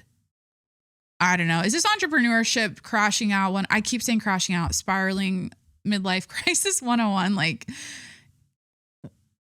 I have this blueprint in my brain of like what work should be, what a career should be, what life should be. And I guess I never envisioned, like I always wanted what I have now. I always knew someday like I'll have this, but I never really, it kind of snuck up on me. And now I'm like, I think it's energetically, I think it's because I feel like I don't deserve it, or like is my self-worth still fucked where I don't feel worthy of it? It's like, is that still the issue? I have to like work on that part of me. I don't know. Everyone tells me you overthink everything and you like, it's not that deep. Just like enjoy your life. And that's what I'm going to tell myself right now. Like, you're doing fucking fine. Like, you're doing just fine. I wonder, does that relate or does that resonate with anyone? Does that resonate with you where you're like, when life's good, you're just like waiting for the train to crash at any moment. You're like, this is what's going on. Like I think of bajillionaires and I just saw Kris Jenner's birthday party and who was fucking like Bill Gates there. Like, it was such a, like these groups of people rubbing elbows in the celebrity, Jeff Bezos, billionaire world. It's just it just looks, I don't know. There's just something weird about it now. Everyone looks different too. Like everyone's doing the facial rejuvenation, facelift work. Everything's just different. I don't know. It's very like Hunger Games. The elites, like what is that? I don't know what I'm saying. But and I just think about like they can have anything they want, all the comforts of life. I think, oh my God, my mom would be like, hit the nail on the head. Took you 3 hours into the episode, but you finally did it. This is the time when you're comfortable or when life is good and life is nice. This is when it's like, hey, Jacqueline, turn the fucking podcast off. Go to your local food bank and volunteer. People are struggling with food insecurity right now. It's getting cold out. It's the holidays. Food stamp benefits are running out, or I'm not sure if they've solved any of that yet. Like that's the thing, instead of cushioning your life with more, with, okay, life's good. I'm going to lean into comfort. I'm going to buy a new car. I'm going to go get a facelift. I'm going to buy a yacht. I'm going to get a BBL. I'm going to go shopping and I'm going to paint I'm going to like redo a room or renovate my third home. Like go help people. You know what I mean? I think that's the message in all of this.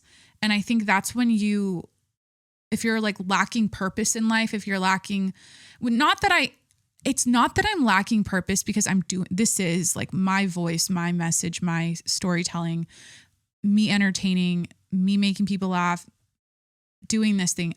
This is my purpose. Like I am doing it and I am very fulfilled in this. When I'm not doing this, I'm a mess. Like this is totally my calling.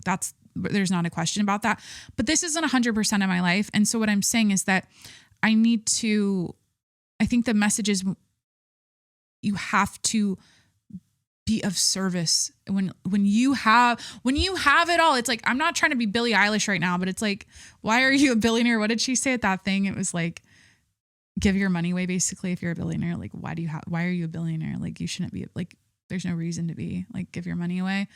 But then a lot of people are like, no, just enjoy your life. I'm like, yeah, like I am, but it's either, yeah. It's good to have friction. It's good to have friction, get outside of yourself, help other people. I think with my podcast, my friction is like, you guys are like, we're not brand building and business building on this show. We're entertaining. And I need to do a rapid fire of things I need to buy. Okay. Moving forward. Sorry. You guys already know. You're in my brain. You already know what's up. But yeah, like I'm so used to fucking struggle that it's so weird to have a nice, comfortable life. And I don't think it's normal. That's the thing too. I don't think it's normal when I see influencers online and I see how they consume and what they're sharing with their audiences every day and the lifestyles they're sharing. It's like, that's not fucking normal. It's not. It's really not. There's no substance to any of that. And I've gotten suckered in, right? Like I've gotten suckered in. And it's like, just because you can have a nice life and show it off and look at my nice things and look what I buy, it's like, it's just key. I don't know. I feel like that's icky.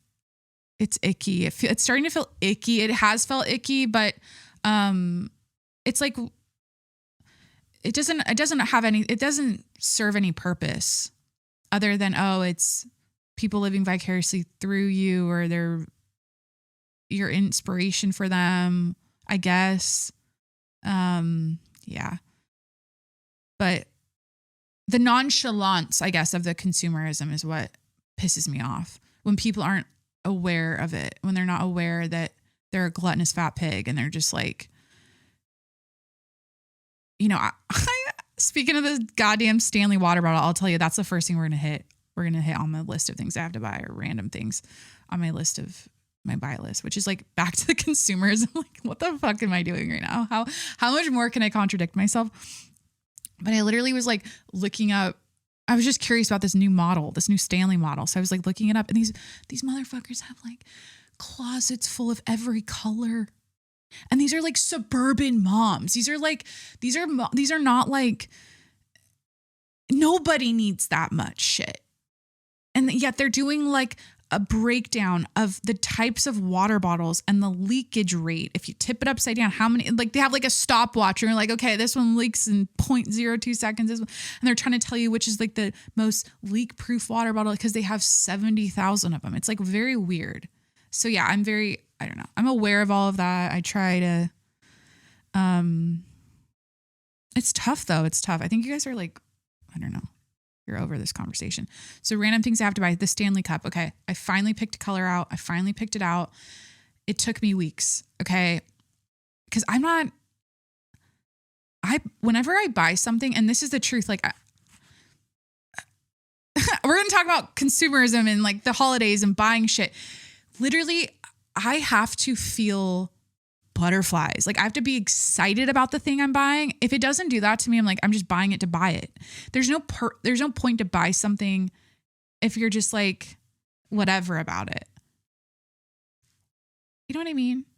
Because everything it's going to be in your life. It's going to be a part of your life. You want to love it. You want to, if you're going to look at it every day, if you're going to see it every day.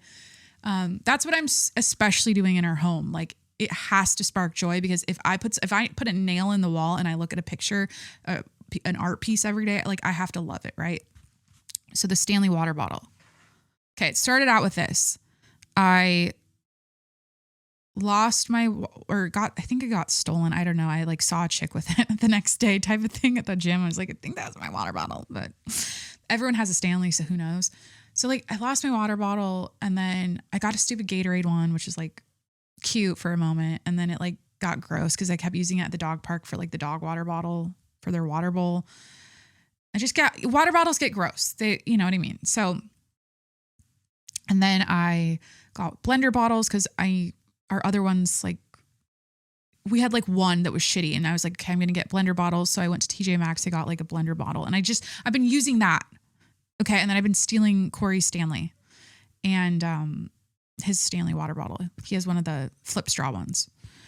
So I was like, okay, I think it's like time. Like it's been like all year that I haven't had a good water bottle that I love. I keep using a plastic like blender bottle. Or it's weird. It's like you get in a habit with stuff and it hit me like a month ago. I was like, oh, I'd like a new Stanley, right? Like I feel like this is something that I would use every day. I've had them before. I've had 2 before. And I was like, I think I'm due. I'm going to look for a Stanley. And instead of just like going on Amazon or going on the Stanley website and buying one right then and there, I could not pick out a color to save my life. I could not. I had the white one. I had the tan brand, like the mocha colored one. I had the 2 different styles. And then I was confused about the new flip straw 40 ounce. I was like, do I need the flip straw? So long story short, I ebbed and flowed from, I want a color. I'm a pink girl. I want a pink one. The pink one that I like, they don't have right now in stock. So I was trying to find it on other websites and then they didn't have it on the other websites. It's hard to find. So I was like, okay, I'm not going to get that pink one that I want. So then I was like into this other one, this peony pink one. And then I was into this antique pink one they have right now, but that's sold out on their website. So I was like, okay, like, I don't think it's going to be pink. And then I saw their holiday rollout. They have like the Holly Bush Stanley. They have the red and gold Stanley. Corey's calling me. You're on the cast. Oh, I'm so sorry. How art thou? I'm kind what of. Topic are we on now? My Stanley water bottle that I got on Sunday night that I didn't tell you I got. Oh, it took me a month to pick the color and I finally picked it out. I've told you about this. What'd you get? Okay, I'm telling you and I'm telling the podcast. I was just like about to say the color. I want to say it's called like Prosecco Pop or Prosecco Shimmer. It's like a gold sparkly one. Oh, wow. I thought you would have went with pink. I did too. So. But yeah, this episode's kind of whatever. Like, honestly. Well, I wouldn't be saying that. Don't be saying that when all your millions of viewers are going to be listening. How dare you? You know what It's not whatever. It's just that I have like this main topic I want to talk about, and it's going to be for the end, but it's already like almost an hour and a half into the episode. So I'm like, I got to keep it moving. Got to wrap it up. Keep it moving. Okay. Well, yep. Hopefully I can grip a smile for your cast. But I'm just giving your normal call during lunch and seeing how everything's going. I thought you would do it at 12, but no, 12 is like nap time. Where it ends. Yeah. Yeah. Okay. Sorry. How dare I? I know better than that. I'm already running behind because it's 11:55. Okay. How are the dogs? Dogs are good. They're sleeping like crazy. I gave them some more tweets. And Jimmy looks at me with bewilderment, which is totally fine. Did I pack him bread? I don't think I packed him bread. No, they don't need bread every day. I know. Jimmy's getting fat. Slow death. I want to give him a slow death. All right. What are you getting for lunch? I'm doing a tahini bowl, which is protein over lettuce. Cute. Not really. But I'm trying to keep it tight for the wifey. Got to keep her interested. That's right. Never stop dating. We talked about that earlier. Never stop dating. And I told them how we read the OnlyFans messages for fun as entertainment. We're a little sickos. Ding. You just subscribed. Wait, do the ding. Do the ding. So thank you so much for subscribing. So much. Do you want the $5 or the 10? Do you want 50? It's oh my god. Yeah, I literally was reading one of our favorites. Yeah. Don't say her name. I was reading her messages. No. She's the best. She is the best. We're huge fans. Huge fan. My favorite line that she says, it's so big. Oh my god. What she means. All right. Well, I'm gonna get back to it. All right. Love you. Love you too. Talk to you later. I'll call you after. Okay. Bye, listeners. All right. Bye. Love you. Bye.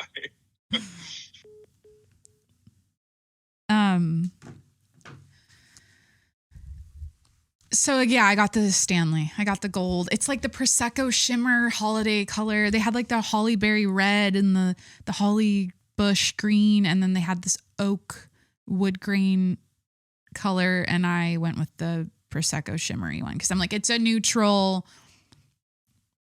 It'll go with it won't annoy me to look at if it's like on my counter. I'm not like a beige mom. Like I'm not like a beige, like I'm not one of those people where everything has to be neutral. But for some reason I was just drawn to it. It made me happy. It's sparkly. I like sparkly things. So I went with it. And so I got the Stanley Cup. These are random things I need to buy. I need molasses. Okay. It's the holidays. I'm out of molasses. I somehow ran out of, I feel like that lasts forever. I'm out of molasses.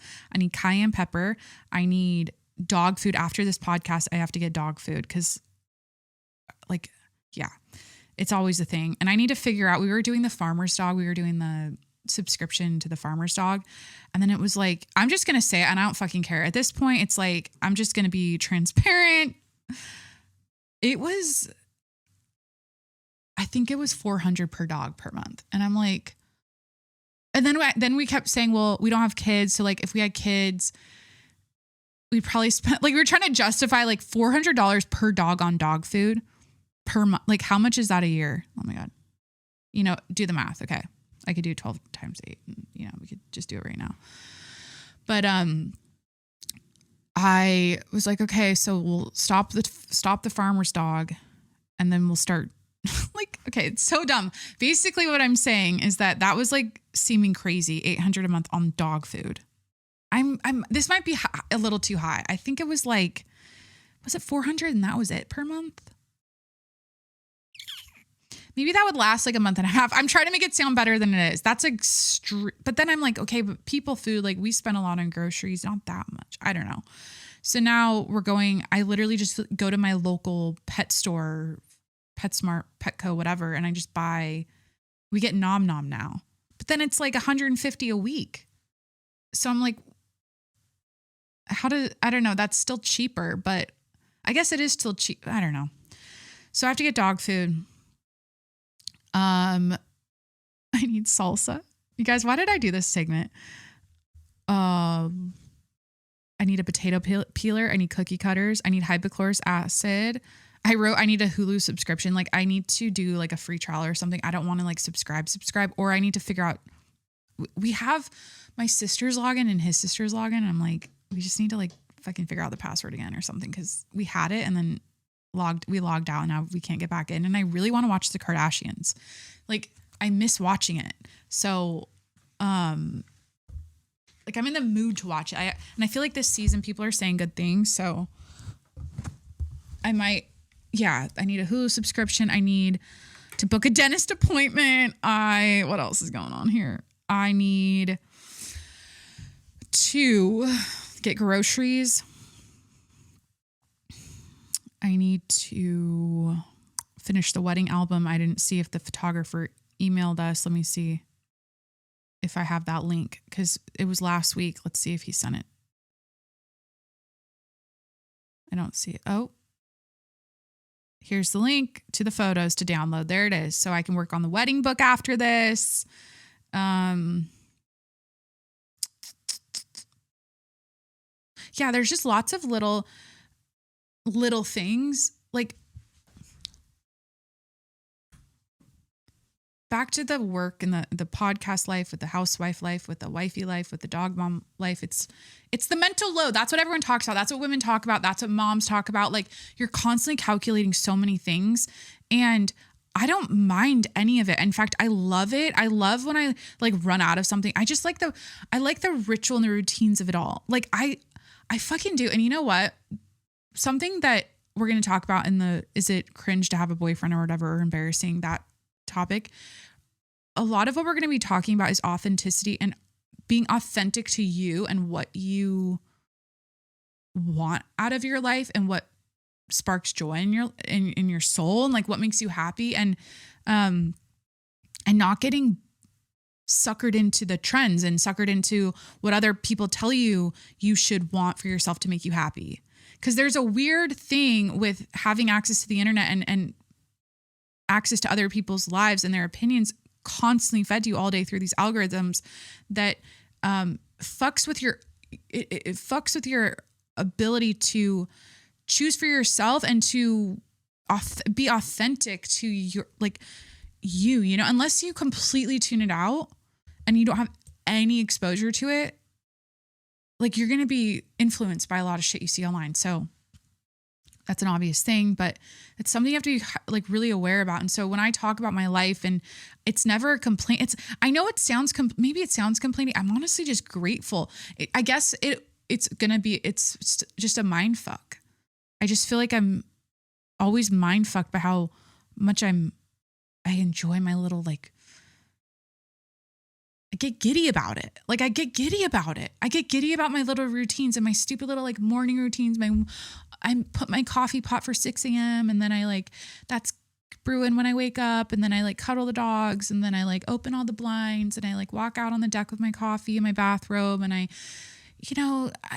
it's just everything about my life is like sweet and like amazing. And I'm just like, someone like, it's almost like I need to be like I'm like a beaten down, I need to be like a beaten down dog. Like I need like drama. Like I don't have drama. That's what it is. I'm so used to like drama and bullshit and chaos. And it's like, I've always been drawn to peace though. I've always been drawn to this life. I've always wanted this life. And so I don't know how you bridge that gap mentally. But with all of these little things I'm listing, these fall under like the housewifey category, and fucking love it. Like I need, what's like another random tchotchke thing? Hypochlorous acid. It's like the Skin by Kristen thing. Damn, she's really influenced the shit out of me because with cleaning stuff. Yeah. It feels good to take care of the things you own and to care and to get like, do the best you can and give it your all every day, and to like, but something that I think I see when I see her, I've talked about her before, Skin by Kristen on TikTok, and she's also on Instagram, is her standard for herself and her life is very 10 out of 10. Like she has high standards and expectations of herself every day. And she definitely has that like perfection OCD. Like I want perfect skin. I want a perfectly clean home. I want perfect organization. I want, to be fit and I want to keep my weight down. And I want to, like, she is very meticulous and detailed, and you hear her talk and it's very oriented that way, which is something that I relate to because I feel that way about myself. Like I don't like slipping. I get uncomfortable when I catch myself slipping, when I fall behind, when I'm not on point. Like I don't like that life. And I'm like, you're supposed to like find balance. You're not supposed, yeah. You're supposed to have balance, which I do, but my balance, everyone's balance is going to look different. Like, you know what I mean? And that's what I have to remember. It's okay to have high expectations, fill your plate, work really hard every day, and push yourself, have some friction, and not like just lounge on the couch when it gets dark at 5 p.m. But like go, like last night I like cleaned out a drawer. Like, I don't know, like, anyways, what am I trying to say here? That, yeah, just follow your heart and do what you love. And I need to probably end the episode, but we have a huge meat and potatoes topic here.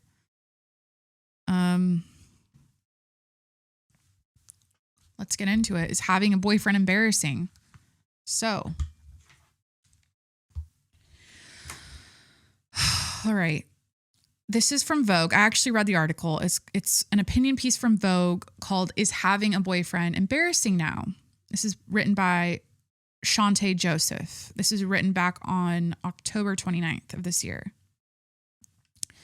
So it starts out like this. If someone so much as says my boyf, like my boyfriend, on social media, they're muted. There's nothing I hate more than following someone for fun, only for their content to become my boyfriend-ified suddenly.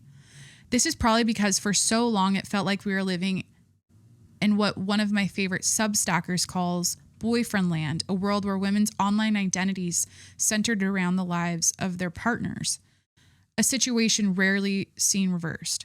Women were rewarded for their ability to find and keep a man with elevated social status and praise. It became even more suffocating when this could be leveraged on social media for engagement and, if you were serious enough, financial gain.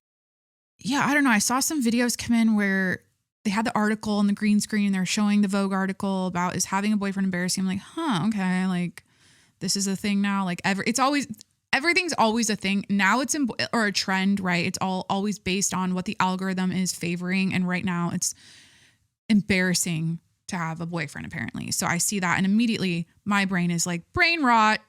Like this whole is having a boyfriend embarrassing conversation it's giving brain rot. And it's not because the sentiment is wrong. Okay. It's because of what it actually reveals about how women are performing independence online. Okay. So we're going to cut through the surface here and we're going to talk about the psychology of performance and how every action we take, every step of our day, every photo we post, everything is about fitting the aesthetic. Okay. How does this look online? That's the filter it goes through. Okay. So I don't think, people they're like, well, no shit, it's embarrassing to have a boyfriend. And people are saying the obvious. It's because, like there's a lot of man hater content. We've gone through this. Okay. We've talked about it. That's like the obvious thing. Like, oh, men aren't the prize anymore. They suck. The dating pool sucks. Men need to step it up. Women are,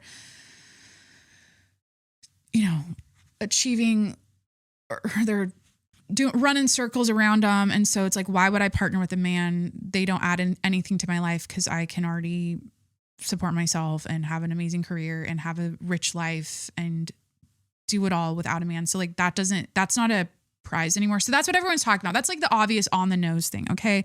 But I think what most women intuitively feel that they haven't been able to articulate is that it's not actually embarrassing to be in love. That's never embarrassing. It's not actually embarrassing to have a boyfriend, okay? It's terrifying. It's not terrifying. It's terrifying to be perceived. That's what this is all about. It's all about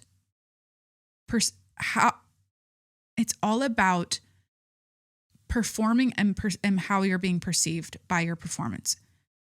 If the boyfriend doesn't fit the aesthetic and all of a sudden you're the girly girl online who posts girly girl content and women are saying like, yeah, I follow you for you. I don't want to see your man. I don't want to see your boyfriend. I don't want to see, like, that's cringe. That is a PR disaster. That's another thing. Everyone's like, it's not like it's bad for the brand if you're a woman, if you post your boyfriend. Then now you're terrified of, and I'm using the word terrified, I'm kind of going to the extreme, but of people perceiving you as the girl with the man. It's weird. It's like, but it's not weird because it's the trend right now. That's what it's all based on. Algorithms, trends. It's cutesy now and it's cunt and it's girly pop and it's whatever to show just the wrist, just the back of the head, to never show the man's face. I mean, women are going so far to like blur, like they're literally like getting engaged and they're not even showing their fiance's face. Like that's going to be your husband. Like that level of like, that's the level it goes to. So we're not living anymore. We are branding ourselves. We're not being, we're branding. Okay. We are controlling our images left and right without even thinking about it. We are so wrapped up in our own image control and PR and branding because of our fucking social media. It is so dumb. Okay. Of course I think it's dumb. Like, of course I can't agree with this. Of course I have to say the opposite take, but it's not really the opposite take because what it is I'm saying that this whole conversation has nothing to do with having a boyfriend and that being embarrassing. Has nothing to do with that. It has to do with it. Like, I'll make this simple. It's embarrassing to post a boyfriend. And that's not rooted in real life. That's rooted in algorithms. That's rooted in photos and videos and perception of other people and their opinions of you and their ideas of you and you being so wrapped up in worrying about what other people think about you. So we need to talk about that. We don't need to talk about having a boyfriend and that being embarrassing and bad for your personal girly pop brand. Okay. We need to talk about your ego. We need to talk about your mindset. Like there's something wrong with that. If every action you take and everything is filtered through, how is this going to be perceived? Does this fit the aesthetic? Am I curating my life according to what other people want me to be and what is trending right now? Because I want to be liked. I want to be accepted. I want to be loved. It's an illusion. This whole rebrand of power and autonomy is the aesthetic, and being independent, an independent woman is a flex now, and being unpartnered and not having a boyfriend is a flex. And that gives you social clout now. Like if you're a single 35-year-old woman, that's like, you get clout for that. That's like the vibe now, right? But it's an illusion. This is all an illusion of power. This is all an illusion of control, it's not real. Like it's not all of this, if you think about it. And this is how my brain, when I first saw this, I was like, oh, brain rot. This whole is having a boyfriend losery now. What is it? Embarrassing now. It's all because of fucking algorithms. It's literally all because of the internet, the online world, social media platforms, and what's trending. Okay. So now your life Now you're going to alter your life and deny yourself or fuck your head up with the way or fuck your life up or do something that you might have not have done if you didn't have access to the internet and how other people live their lives and what's trending when it comes to relationships and posting your relationships and being a woman online and being a girly pop, like cutesy girly pop girl who is independent and doesn't need a man because that's like the trend right now. Everything's like for the girls. Like we've talked about that, like being girlhood and like she's a girl's girl. It's all that vibe, right? And like you don't need a man, you're independent. Like obviously we know these things are amazing for women and progress. And yes, and of course that's like a separate conversation. But I just think it's so dumb when you're literally like telling yourself these things and taking these actions with what you post or you're thinking about it before you post, right? You're doing these mental gymnastics before you post of, okay, if I post, I have a boyfriend now. We went to the coffee shop. We took a cute selfie. We got a latte. Then we went to the park and we took a picture of the sunset. But wait, that's on my camera roll, right? That's straight up reality. That's on my camera roll. Those are my last 10 photos. But then it's like the end of the day when you're ready to go post pictures of your life that you're sharing with people online, you're like, wait a minute. The Vogue opinion piece, people are saying it's embarrassing to have a boyfriend. Girls that follow me don't want to see that because they're all saying apparently it's like trendy to say because like sometimes things are trendy to say. Have you ever caught that? Like it's trendy to say. I've said it a million times in this episode because I can't unhear it. It's all around me now. Crash out. Like it's trendy to say having a boyfriend is embarrassing. It's bad for the brand. It's bad for PR. That's a trending comment now. That's like, so instead of you being authentic to you and your life for your family, friends, and people that follow you by posting the camera roll that doesn't lie. The camera roll never lies. Look at Justin Bieber. He's literally posting like real time random shots of the back of his head and like his under his chin. It's like every moment of his life, like he's the most authentic poster online. He is what his camera roll has is exactly like what you know what I mean? It matches. And I think there's a little more nuances. We'll get to obviously not sharing everything. But what I'm saying is that you had a happy time at the coffee shop with your boyfriend. You had a happy time watching the sunset and, you know, you have these beautiful photos and instead you just choose to show like the corner of your latte mug and maybe his pinky because that fits the aesthetic, right? And so now when enough people over time are doing that and they're concealing like the fact that they're with a man, they're out with a man, it makes it seem like it's embarrassing because no one's doing it. It's kind of everyone's just following suit. Yet you're smiling in the photo with him and you're happy and that's your life and that's authentic to you and your actual life. If anyone saw you out at the coffee shop with your boyfriend, smiling, laughing with him, giggling with him, like that, no one would say that's embarrassing. So again, you're doing it for the online aesthetic and the perception people have of you when they're online perceiving you.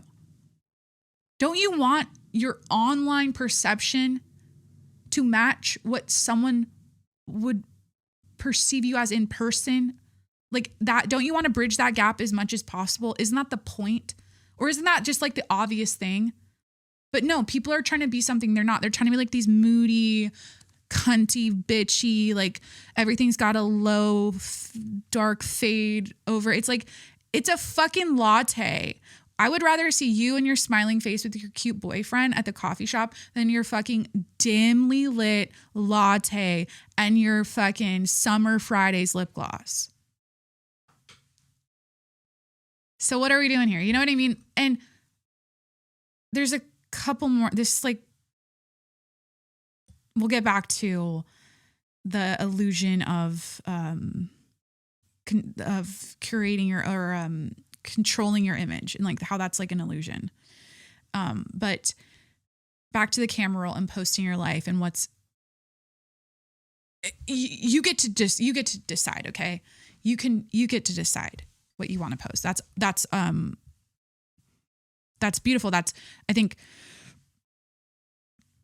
true feminism or whatever is like women can do whatever the fuck they want and they have They can post what they want, curate what they want on their feeds. You know, we have freedom of choice now. We can do whatever, like we have, you know, the most autonomy we've ever had, the most independence we've ever had. And so, and we're going to talk about identity too. Oh my God. This is like, I'm using all these like big words. Sorry. Okay.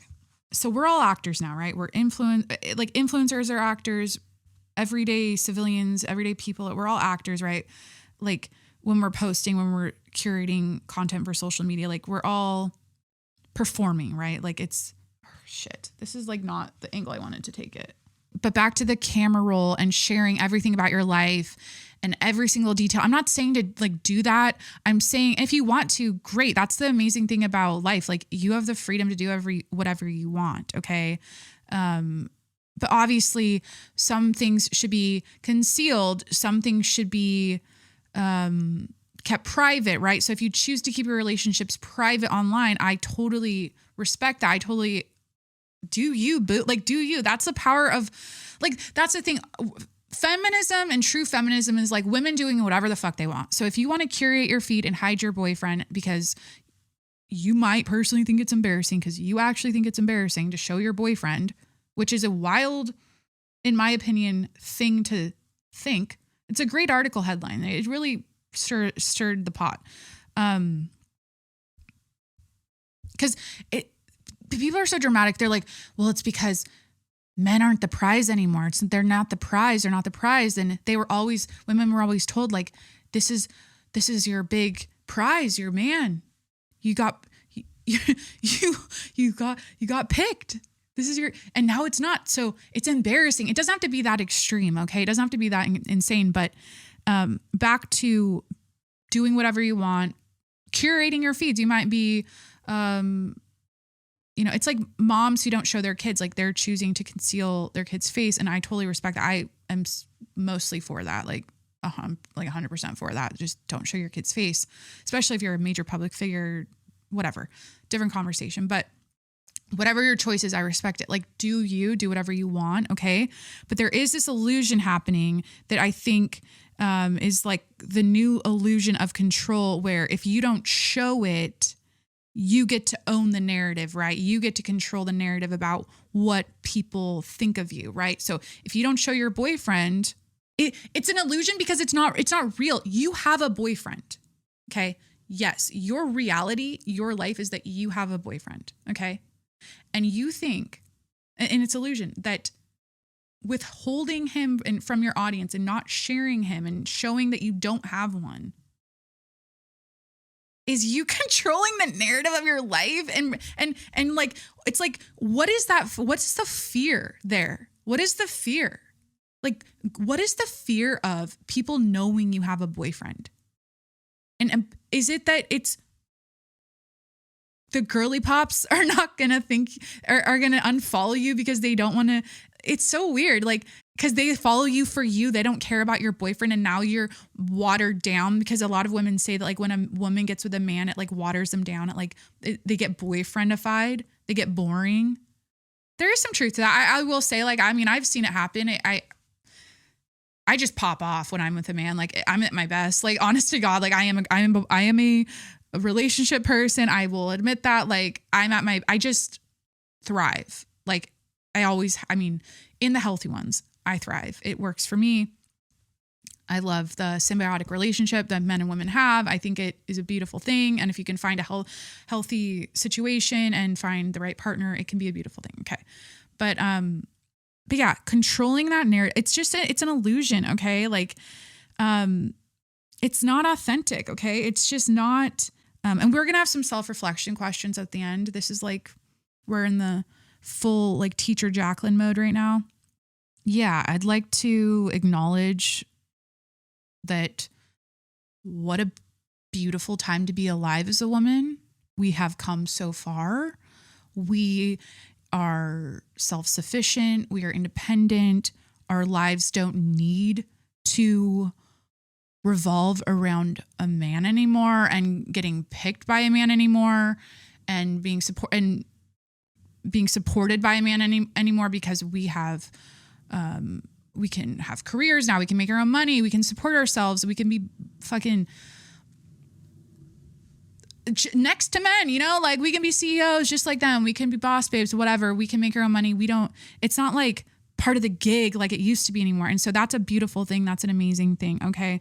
But we need to talk about the fact that it can be both, right? Like I'm always like, it can be both. Can it be both? Like posting a boyfriend online it's not embarrassing. What it does is it punctures the illusion that you're an independent woman who's autonomous and your identity is wrapped around the fact that you don't center men. Your life doesn't revolve around men. And so the second you post a boyfriend, boom, punctures your identity. And so what we need to talk about is our identities and curating curating our lives online in a way that reflects how we want to be. It's all about the perception thing, right? Like that is what this is all about. And I'm going to bring myself into this a little bit. Speaking of identity crises and posting a man and having like, I have a husband, so this isn't related. I mean, I guess it's like, you're still posting a man, whatever. I'm like, I've been in this situation though, where let me just like wrap this in a bow and then we'll send you off. And then I have self-reflection questions. So let's talk about identity, right? And I'm not at the stage where I'm looking for a boy or I want a boyfriend or I have a boyfriend or that's in the cards right now. I'm in the stage of like motherhood someday, right? Like I'm married. Okay. So I had a boyfriend. Corey was my boyfriend. Then he was my fiance. Now he's my husband. And it's like, okay, I'm a podcast host. Like these are things that are a part of my identity. Like what I have, like what my like accessories in my car are. Okay. Or like my little purse, like my little purse. Okay. So like, these are the core parts of my identity. Like I said, like I'm a wife, I'm a podcast host, I'm a doggy mom. I do the homemakery shit. I love that. Like I'm a homemaker, housewife, whatever. And let's talk about the next phase, like motherhood, right? And I'm going to be super vulnerable and honest right now when it comes to motherhood. And I have a lot of empathy for women struggling with this boyfriend posting conversation because I am personally something that I've struggled with motherhood. And let's talk about identity, right? And not the reality. Okay. Cause the reality doesn't fucking bother me at all. Like, okay, well, there's some bullshit with motherhood. Like we can all agree, like, especially in this country, like shit's fucked in a lot of ways. Not in every way, but in a lot of ways. And for women and mothers and children. Okay. It's just, it could be a lot better. There's so many things that need to be improved. But the image of it online, let's talk about like the image of it online and like mommies online, something that I've struggled with and that I've never been able to relate to. And something that like really irks me. It just like, and I'm not a mom, so I'm not talking about other mother. I am, but the frumpiness of it never appealed to me. I've never been like, oh yeah, that looks fun. Just being strung out, just pushing a stroller, just holding on to all the baby weight and just like struggling and bags under your eyes and drinking coffee all day and just like, mom is tired. The whole mom is tired of it all. Like that's never resonated with me. It's never been like an exciting thing. Like, oh my God. And so when I see that, that's a lot of women's identities though, like online, like that's what their content is around, like the realness of motherhood and the reality of it. And they're in the trenches and it's like their identities are like tied to that. And they're identifying with the frumpiness, with the letting themselves go, not keeping their shit together, with the stress of it all, and it's almost like it perpetuates, it makes it like a thing. And that's just like, I know you have to surrender to your body. I get it. Like there's so much that goes into motherhood postpartum. Like I'm not shaming any of it. I'm just saying that aesthetic, let's go back to identity aesthetic, posting your boyfriend. I'm like, oh fuck, that'll never be me. Like I will always have my shit together. You will not, my real life might be like my hair's in a messy bun. My bags are down to my chin on under my eyes. Cause I'm so fucking tired. Like, but I'm never going to post it. Do you know what I mean? Also, I'll go a step further. I don't vibe with the whole, like, I'm a mommy. Like the mommy, aesthetic, or not aesthetic. It's a fucking, it's you, bitch. Like you're a mother. The mommy, like, when people put, and I get it. I think my mom does in her bio, like I'm a mom of, I'm a mom, like a mom of 3. Now it's their identity, right? They have identified with it. And I have this fucking complex where I'm like, I want to be me first. And it's like me. But I don't want, I want to be the podcast. Like I want to be think of like Joe Rogan. I'm just going to throw him out as like an example, because I think it's a beautiful example for what I'm trying to describe for myself. When you think of Joe Rogan, you think of the Joe Rogan podcast, Joe Rogan Experience. Comedian, podcast host, interviews everyone, lives in Austin, but you know he has a wife and kids, right? But it's not, he never posts it. He never shares it, but you know that about him. I'm not saying I'm going to go to that extreme of like completely hiding. I mean, I'm not saying that, but I don't want to be perceived. And here's me fucking controlling the narrative for myself. And this is an illusion because it's not real, because my life is that I have, let's say I have 6 kids running around. It's like, well, that's my reality. But what I want people to perceive me as is podcast host, right? Like podcaster. That's like what I want to lead with. And I think because I'm so scared. My fear is getting lost. I don't want my identity to be like fucked. Because I've already struggled with identity crises my whole life and just like not knowing who I am. And the thing that I've held so dear to myself, and the thing that I have been able to like finally, like I found myself, is this podcasting thing, right? Like this is what makes me feel like me. And I don't want to lose that. And so I think it's a slippery slope. Like once you start having kids and you start posting, that becomes like, people think of you as like, you're the mom, you're pushing the stroller, you're doing the mommy stuff. And it's like, there's like, some people like lean so much into it where it's, I don't know, it's part of their identity, which is fine. There's nothing wrong with it.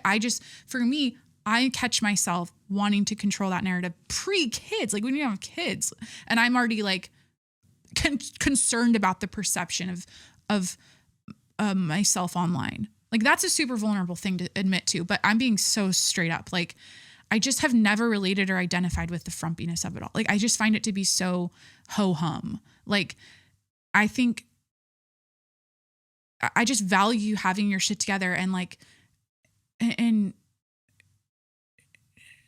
showing that side of you, that more polished side of you, then here I am always letting my hair down and being super unpolished and tacky and brash and all of that.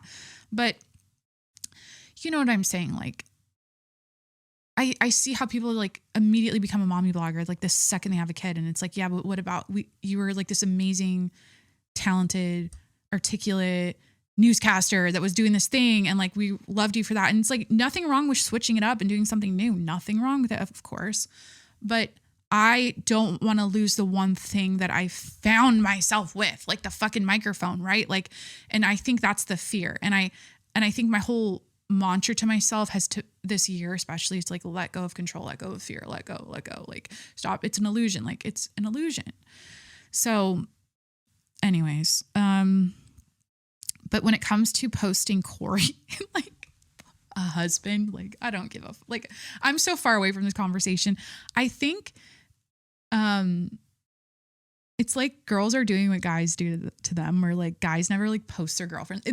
Are girls just doing this so they can cheat on their boyfriends? Like I'm joking, but I feel like guys, when you date a guy, they never post you. It's because they're like trying to keep their options open. You know, is that like the vibe here? Are the girls just trying to, I don't know. Yeah, I think it's great that you can proudly, and I see the videos of women are like, you know, I was always really insecure about, I'd go to like a party, you know, and I'm like 33 and I'm like, I'm single. And I always felt like bad about myself about that. And now they're like, they feel empowered. They feel, because that's supported now in a way that it's just in a different way, in a really nice way. But literally like being concerned about being perceived so much to the point that I don't know. I get it though. Did I ever I concealed boyfriends? See how we're all hypocrites? It's not that. Was I actively trying to conceal him too? Oh no, am I just, what was this conversation for? Did I just, the thing is, I think this is a really good sign. When you start dating a guy, this is the big sis advice. Like if you start dating a guy, I think the best sign is that you want to post him, that you're like, I want to share this with the world. Like when I met Corey, I think, I don't know, within a month I had posted us like hand in hand, like walking down the street. I was like, I like didn't even hesitate.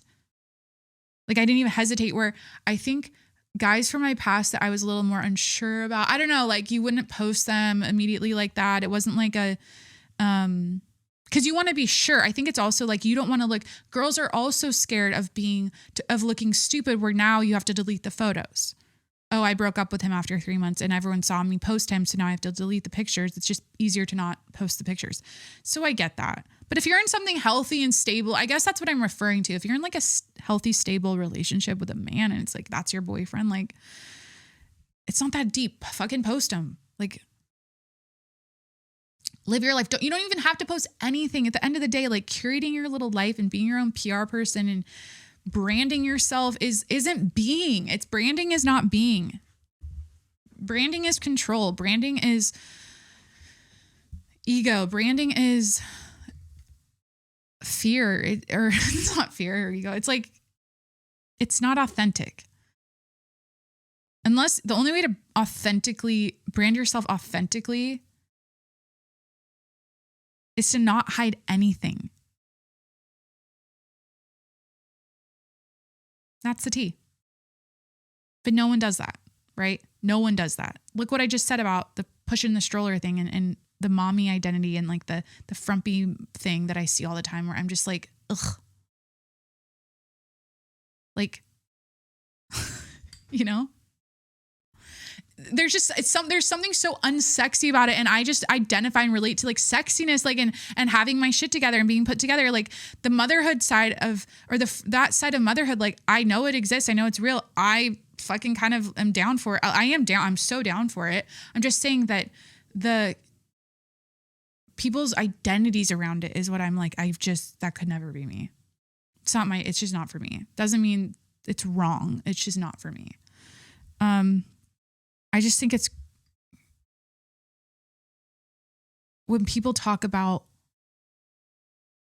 being single and unpartnered and not with a man, is like the flex today. Like when people are like, yeah, that's the real flex. Like, I got my own money. I got my own career. I do whatever I want. I support myself. I live no one usually also says like, I own my own home. That is amazing if you do in these times. Some women do. Shout out. A lot of them do. But the fact that like that is like the new social currency for women, and like that's like the trending lifestyle, and like it's like a trend. Again, it's a trending thing. And the fact that people are like, yeah, fuck yeah, I'm doing it right, and it's like a flex. I'm flexing on these other hoes like that have a man or have a boyfriend or are married or whatever. It's like, no, you're so in your ego. Like you're so in your ego. That still is rooted in caring how other people perceive you. You're still concerned about perception. The real flex, no matter who you are, is being genuinely happy and healthy. And you wake up every day, whether you're single, you don't have a boyfriend, you do have a boyfriend, you're married, you're unmarried, you're divorced, you're whatever, a monk, a priest, a cow, a dog. We know the dogs are always happy and when they wake up. You know what I mean? Like, that's the flex, is living your life authentically to you. And so if you're trying to curate this image of yourself and you're trying to withhold things from yourself, like having a boyfriend, like fuck getting a boyfriend, fuck dating, fuck men, fuck all that, because of the aesthetic, the image of it, you don't want to be punctured or blown up by having it's like you're performing your life. You're not living your life. Everything about, and I'm going to talk about, I said, when you meet a guy and you immediately post him and it's like this, it doesn't, oh my God, have I been talking this long? Shit. And there's no resistance. The thing is when I talk, I give people a lot of relationship advice because, they come up to me and they're like, asking me, or they're just like, oh my God, like you guys are so perfect. Everyone's like saying, they always like see all these amazing things about my relationship. And I'm like, the thing is it's not, nothing's perfect, right? Like nothing, but there shouldn't be resistance. There shouldn't be hesitation. It should be like flow. Like when you're in a flow state, that's what you should follow with relationships. Like, let it flow, let it happen. If it's natural, if it flows, there should not be this like mental gymnastics bullshit of the paragraph text and what should I say back? But I really like him, but like, I don't really want a guy right now because it's embarrassing or whatever. Like it should just flow, There's obviously cat and mouse in the beginning, a little like chase. Okay. Nothing wrong with the healthy chase, but after that, it's like, it should just flow. And, same with posting. There shouldn't be like this hesitation before you post. Like, it happens to me though. Fucking happens to me. I'm saying all this, but I'm just like the rest of you. I'm no different. Like the way I just spend way too much time worrying about a photo dump, it's like, fuck you. Like who am, bitch, get over yourself. Like, it's not that serious. Like post a picture of the pancakes, post a picture of the dog, post a picture of do the selfie, post a little sunset. Like who fucking cares? Like at the end of the day. And yet we spend so much time in our precious life, our most precious resource, time, curating or caring about our image and our identity and how we're being perceived online by other people that they're thinking about themselves all day. They're not even really thinking about us. They're just thinking about themselves. It's so wild how we care that much. It's so wild. And we're so focused on, how things look. Ugh. All right. That's the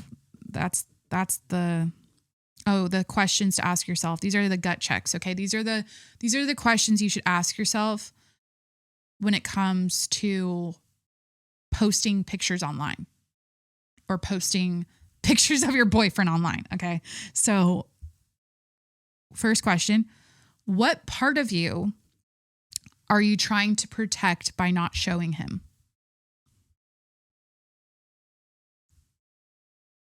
Fear of judgment, loss of control, that's an illusion, or vulnerability. So what are you trying to protect by not posting your boyfriend? Or any picture. I'm trying to wrap this in a bow with the boyfriend conversation. Number 2, does my online identity reflect who I actually am or who people think or who I think people want me to be? I think this goes back to the camera roll conversation. Like, post what's on your camera roll. Like, you know what I mean? The camera roll doesn't lie. Like, it's like what you took a picture of in the reality, in the moment, in the real moment of when you were living that life moment. So if your boyfriend happens to be in one of those camera roll photos, fucking post them. That's being authentic.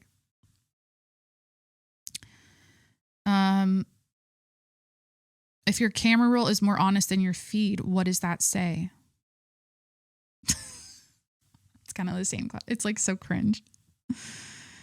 You guys, I asked ChatGPT a question because I was like, why does my brain work like this? Where I fucking zoom out of everything. And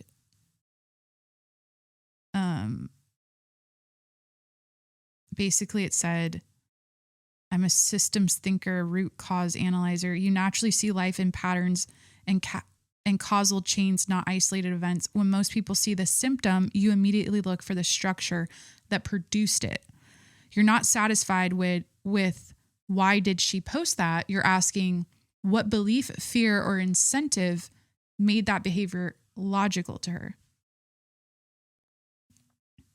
I'm always like going so much deeper than what it is. Like I'm not in conversation that shows up as frustration when people stay in the weeds. You're mentally already 10 steps up the staircase. Psychologically, that's classic of someone high in conceptual abstraction and pattern recognition, common in analysts, sociologists, philosophers, certain creatives. You have the same lens that good cultural critics and therapists use. They see the ecosystem around behavior. That's what it is.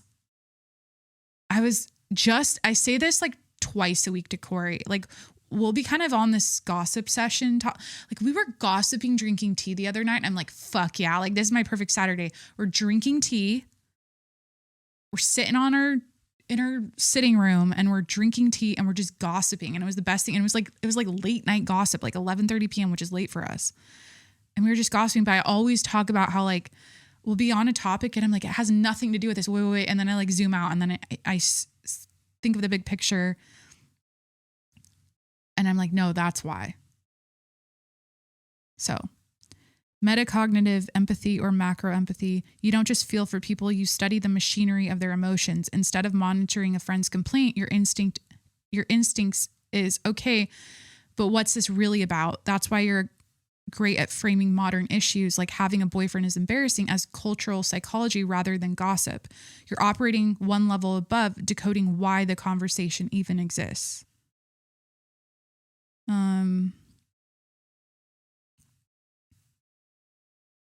What you're describing is systems level metacognitive style of thinking. Basically, your brain doesn't get stuck in the event itself, defaults to scanning the entire architecture that created it. Yeah. A psychologist would likely call it a blend of high abstract reasoning and type intuition. You connect dots into patterns, systems of ecological thinking. You perceive everything. Like, I wonder why I think like that. Why do I hate that I'm doing this to you right now? I think like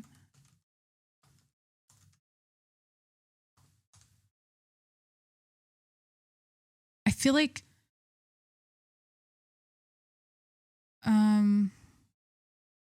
early adaptation, I always look at this. If you grew up in an environment where you had to read between the lines, yes. Maybe situations where people's words didn't match their behavior, you learned to scan for subtext and hidden causes. That survival skill becomes your default lens later in life. What's really going on here? Yeah, it's always like a survival thing. It's how I survived. It's like you have to look at everything from all sides. You can't just look at the thing. Because the thing, if you just look at the thing, you'll get killed. Or not that extreme, but like you could die.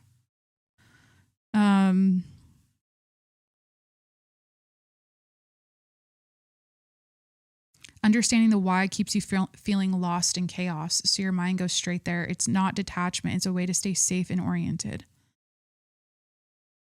Curiosity plus empathy. You don't just want to fix a surface problem. You want to understand the human mechanism. That's the same muscle that makes you a strong commentator. You're not gossiping. You're decoding behavior. Low tolerance for cognitive dissonance. You feel tension when something doesn't add up. Your brain reduces that tension by finding the real underlying explanation.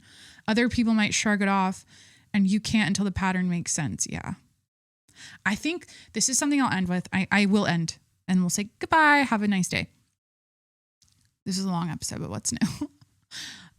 I find that my friends growing up would always call me bossy. And like I always or I would like always, I think I can be annoying to be around because or like a know-it-all. That's what it was. Like, you're a know-it-all. Like, I know. Yeah. It was always like, I'm bossy. I'm a know-it-all. I think I just had a shortness about when I talked that I know I do. Like when I'm having conversations with people and they're telling me some problems and stuff, I'm just like annoyed the whole time. Cause I'm like, it's not about this. It's not about this. Like, okay.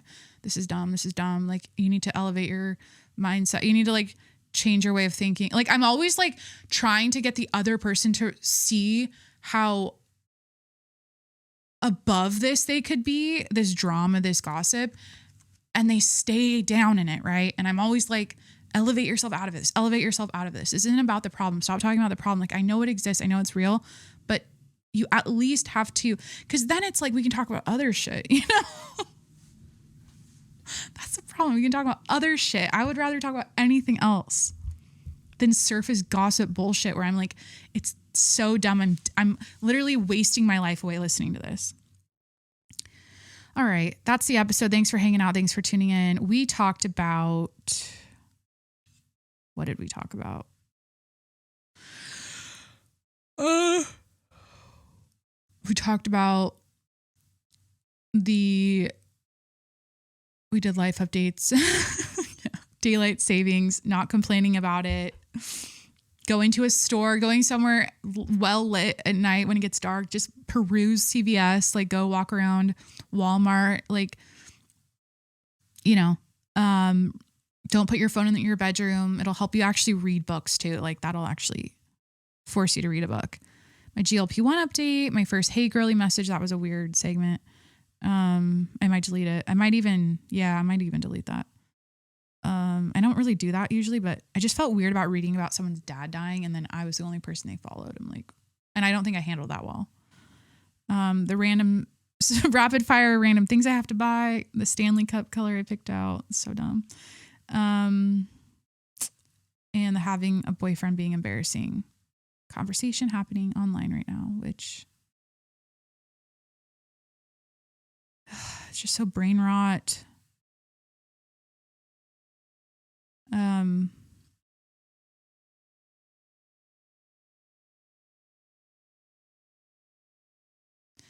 Take it from me.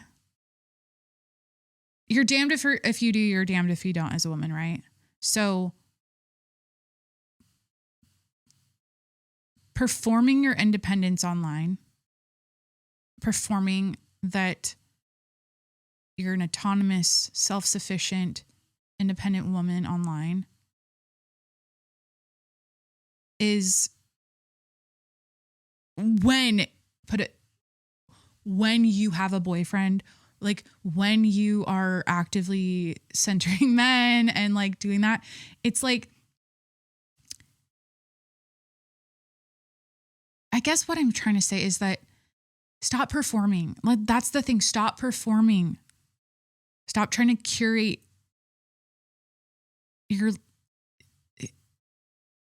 a brand. You're just a person. You go to a job, like you come home, like who fucking cares? You know? And I think anytime you're performing and you're trying to, like, what is this like? Yeah, I guess there's a lot of like, people want to be loved. And if the trend is that it's cringe or it's embarrassing to show that you have a man, then it's kind of gay. I think honestly, I think start dating girls. Like, if it's all about like, it's kind of like when guys do shit for other guys, like they get buff and stuff. And it's like, so the guys can, everything's always for the girl. Like, it's for other girls' opinions of you.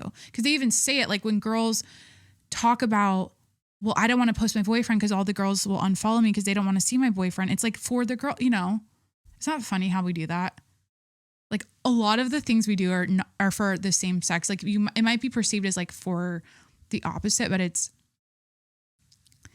always, we're performing for the girls probably as much, or yeah, probably more than we are for men at this point in society. Like, girls are just so, And girls are so mean. And so it's like the fact that that is so fucked up. The fact that like when a girl posts a boyfriend, they unfollow her. Bitch, that's so like, you know what? It's so mean girl. All of this. Oh my God. Okay, wait. I didn't say, I always figure shit out at the end, but like this whole, it's embarrassing to have a boyfriend thing is so mean girl. It's so mean girl. Like you can't win. Like you're happy, you have a boyfriend, you're at a coffee shop, you're taking a cute selfie with your lattes, you post it, and the girls are like, ugh, like she's boring now. Like, ugh, so embarrassing. This whole thing's rooted in mean girl behavior. What the fuck? We had to like wait till the end to get to this conclusion. So like, again, you can't win. You literally can't win no matter what you do. Post whatever the fuck you want. Be happy. Shove it in people's faces. Fuck them. Fucking post just make sure he's hot or else they'll have some shit talk in the group text. I don't know. Or not hot, whatever. If he's hot to you, at the end of the day, who fucking cares? End the episode. All right. That's it. Please hit that subscribe button wherever you're listening right now. I'm on Apple, Spotify, Google Podcast, Stitcher, Breaker, Overcast, wherever you listen to podcasts. Please hit that subscribe button and review the show 5 stars while you're there.